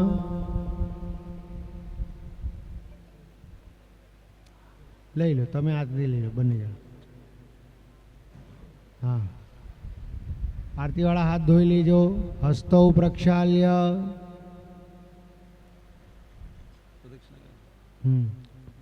पश्चात हरिः ओम यज्ञेन यज्ञमयजन्त देवास्तानि धर्माणि प्रथमान्यासन्नः कं महिमानः सचन्द्र यत्र पूर्वे साध्याः सन्ति देवाः त्वमेव माता च पिता त्वमेव बन्धु च सखा त्वमेव विद्या द्रविणं त्वमेव सर्वं मम देवदेव कायेन वाचा मनसेन्द्रियेवा बुद्ध्यात्मना वा प्रकृति स्वभावा करोमि अद्यं सकलं परस्मै नारायणायिति समर्पयामि नानासुगन्धिपुष्पाणि ऋतुकालोद्भवानि च जलिमया दत्तं ग्रहाणा परमेश्वर मंत्रपुष्पांजलि समर्पयामि। तमारा जगह ऊपर गोल फरी जाओ। यानि कानि च पापानि जन्मांतर्गतानि च सर्वाणि नश्यन्तु प्रदक्षिणां पदे पदे। હવે આ પોથીની પ્રદક્ષિણા કરવાની છે। હા गोविंद बोलो गोपाल बोलो राधा रमण हरि गोविंद बोलो राधा रमण हरि गोविंद बोलो गोविंद बोलो हरि गोपाल बोलो गोविंद बोलो हरि गोपाल बोलो गोविंद बोलो हरि गोपाल बोलो गोविंद बोलो हरि गोपाल बोलो। कन्हैयालाल की जय भागवत भगवान की जय आज के आनंद की